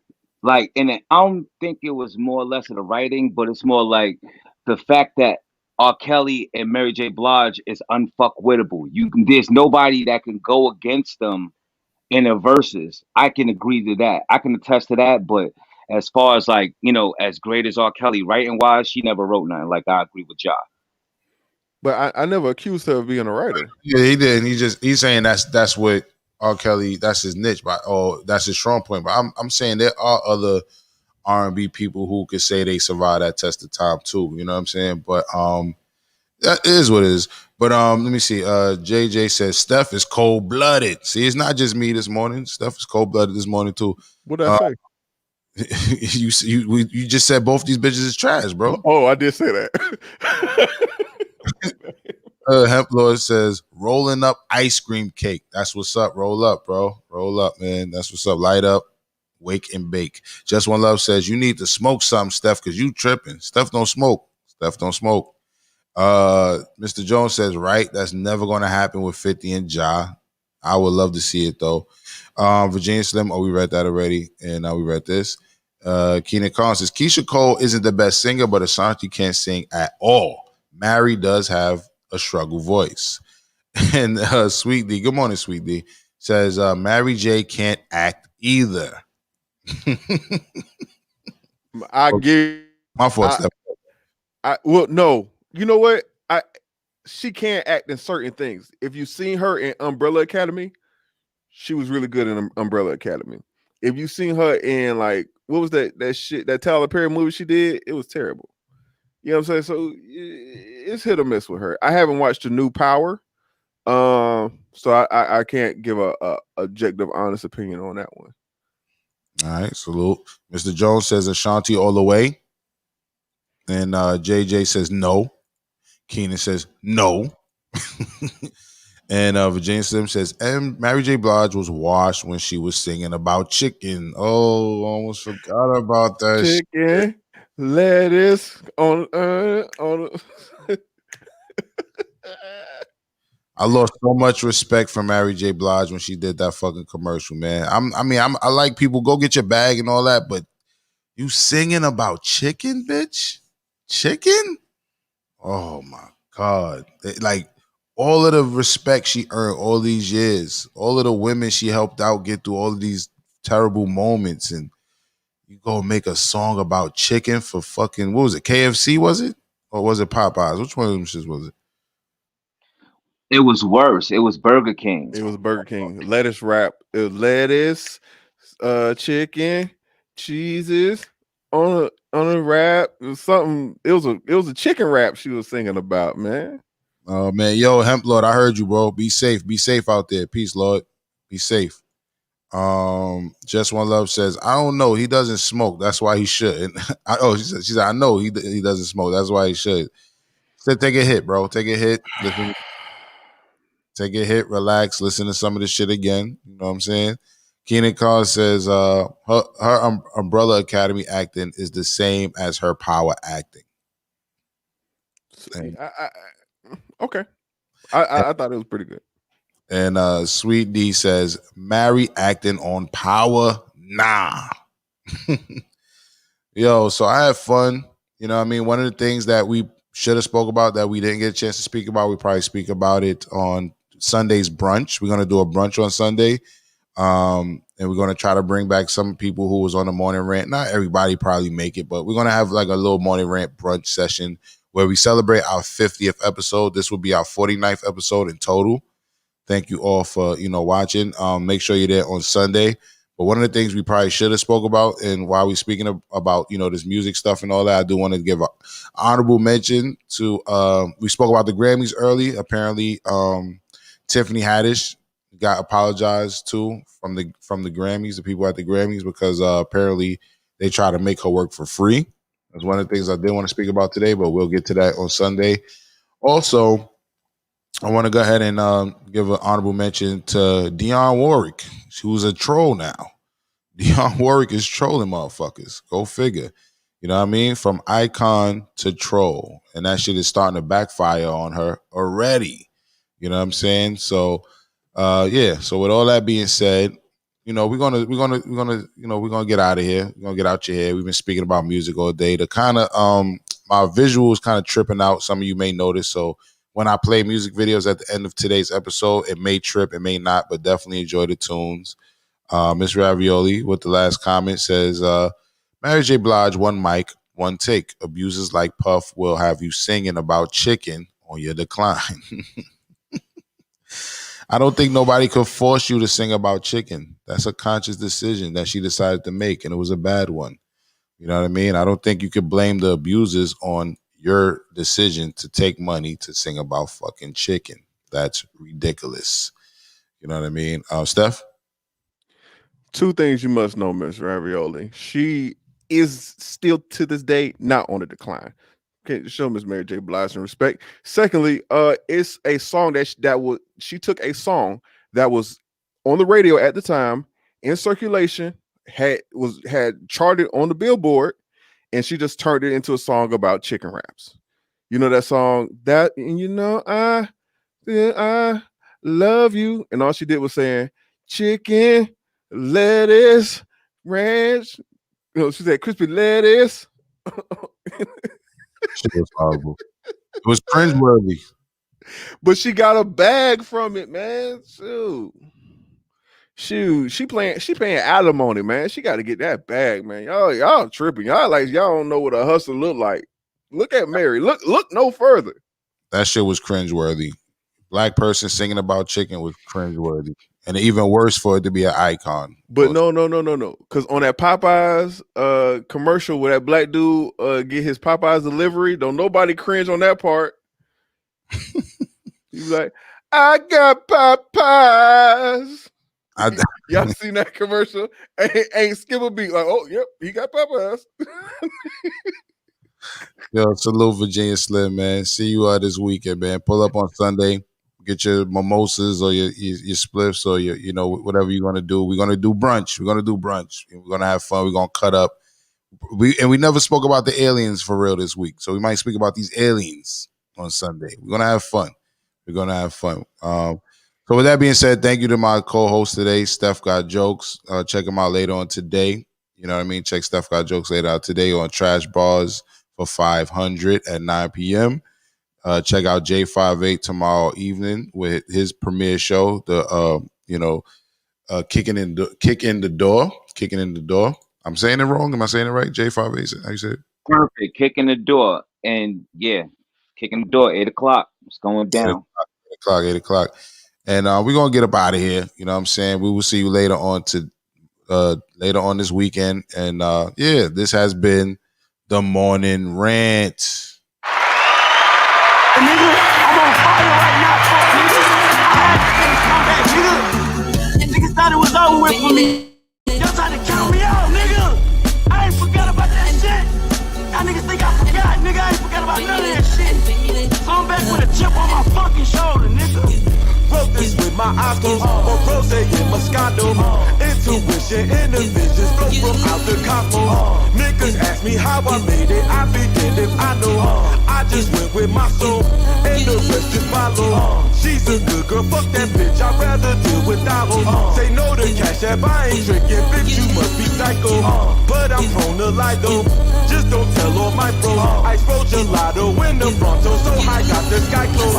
Damn, it's raining, grab my cane and pass my Prada poncho. The boots was leather with the tassels, those the Randy Macho. Goggles, Ferragamo, condos big as Costco. I popped the rhino, then she swallowed like it's Mr. Sacco. Mirror, mirror, who's the illest? Please don't tell me I know. Mirror, mirror, who's the realest? Wait, don't tell me I know. Mirror, mirror, who's the rarest? Please don't tell me I know. Modern life like Rocco, but I still pray to Shango. Mirror, mirror, who's the illest? Please don't tell me I know. Mirror, mirror, who's the realest? Wait, don't tell me I know.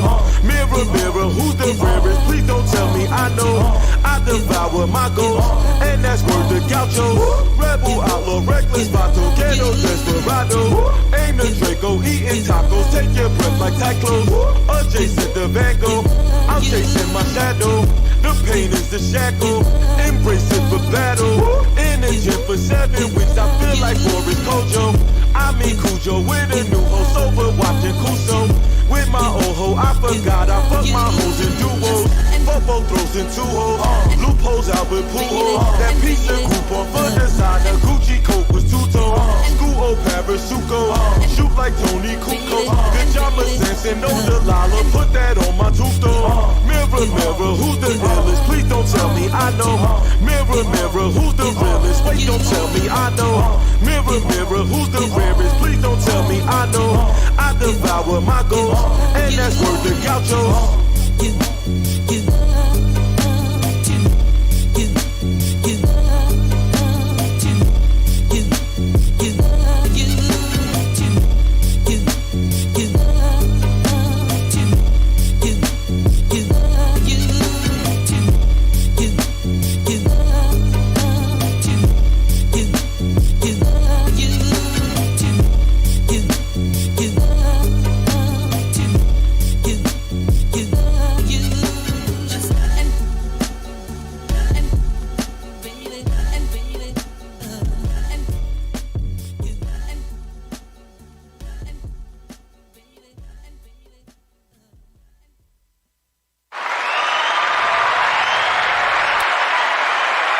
In my job,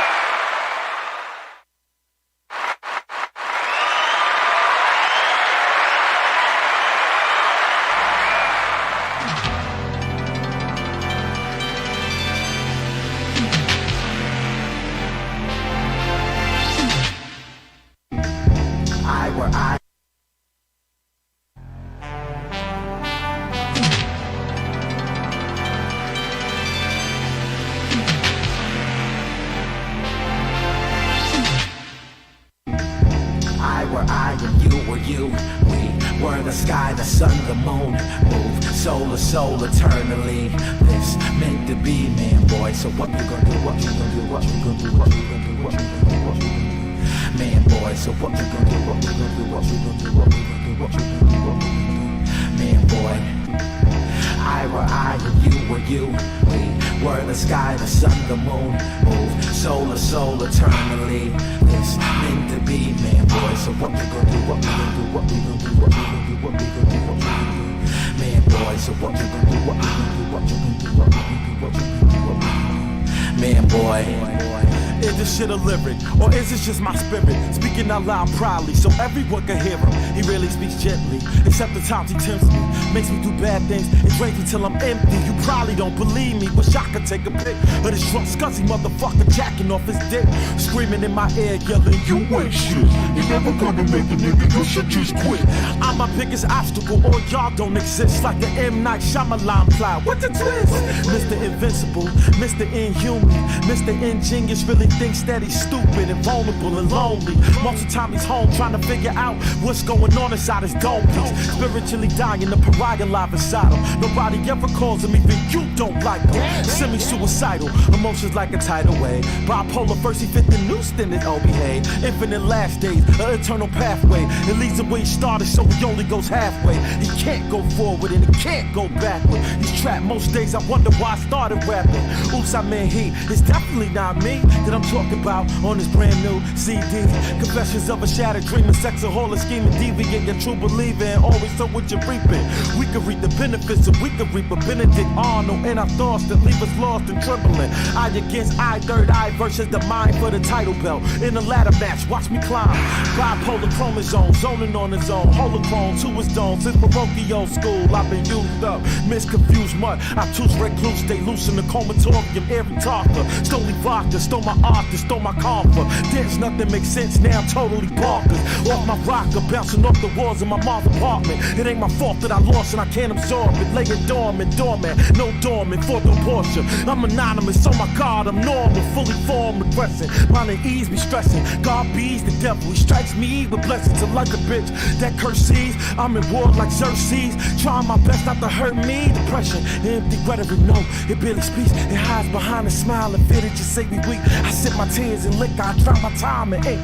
Cage in reality, the only thing free is the dream. Fuck this ring royally, cause it bought me, turned my cousin on me. But if he turned on me, that means he was never for me. Disloyalty, nigga shape shifting like more for me. How can I trust the same motherfuckers walked in the door of me? Spoiled and poisoned him, he's entitled, that's how it always be. What makes it worse is that we family. So with Thanksgiving, I'm paranoid, he pissing in the pot of greens. He bring my platey pipe, spit inside my mac and cheese. We throwing Loki, Megatron, and Starscream. Never was jealous of you, did you wanna be me? You let your pride get in way of our dream. This is not who we supposed to be. Track switch sides on me, let niggas ride on me. Gave him a second chance, he let him ride on me. How you a grown man playing three sides on me? How wife you wear the pants and you with knee highs on me? I hope you play the song for your daughter so that she know. She really should call her daddy your mommy cause you a hoe. All them disappearing acts and a couple thousand you sold. Some iffy emotional out with your these you did more, but she was lying, nigga. That ain't a dick, nigga.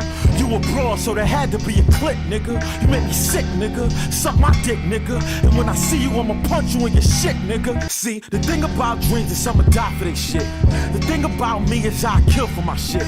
The pain separates the warriors from the men. Are you gon' brawl till you fall or cry like a bitch? These scars represent everywhere that I've been. Double XL post broke with the ball, slept on the 6. So everything I left will never see me again. You only get half a ball, suck my dick. Man.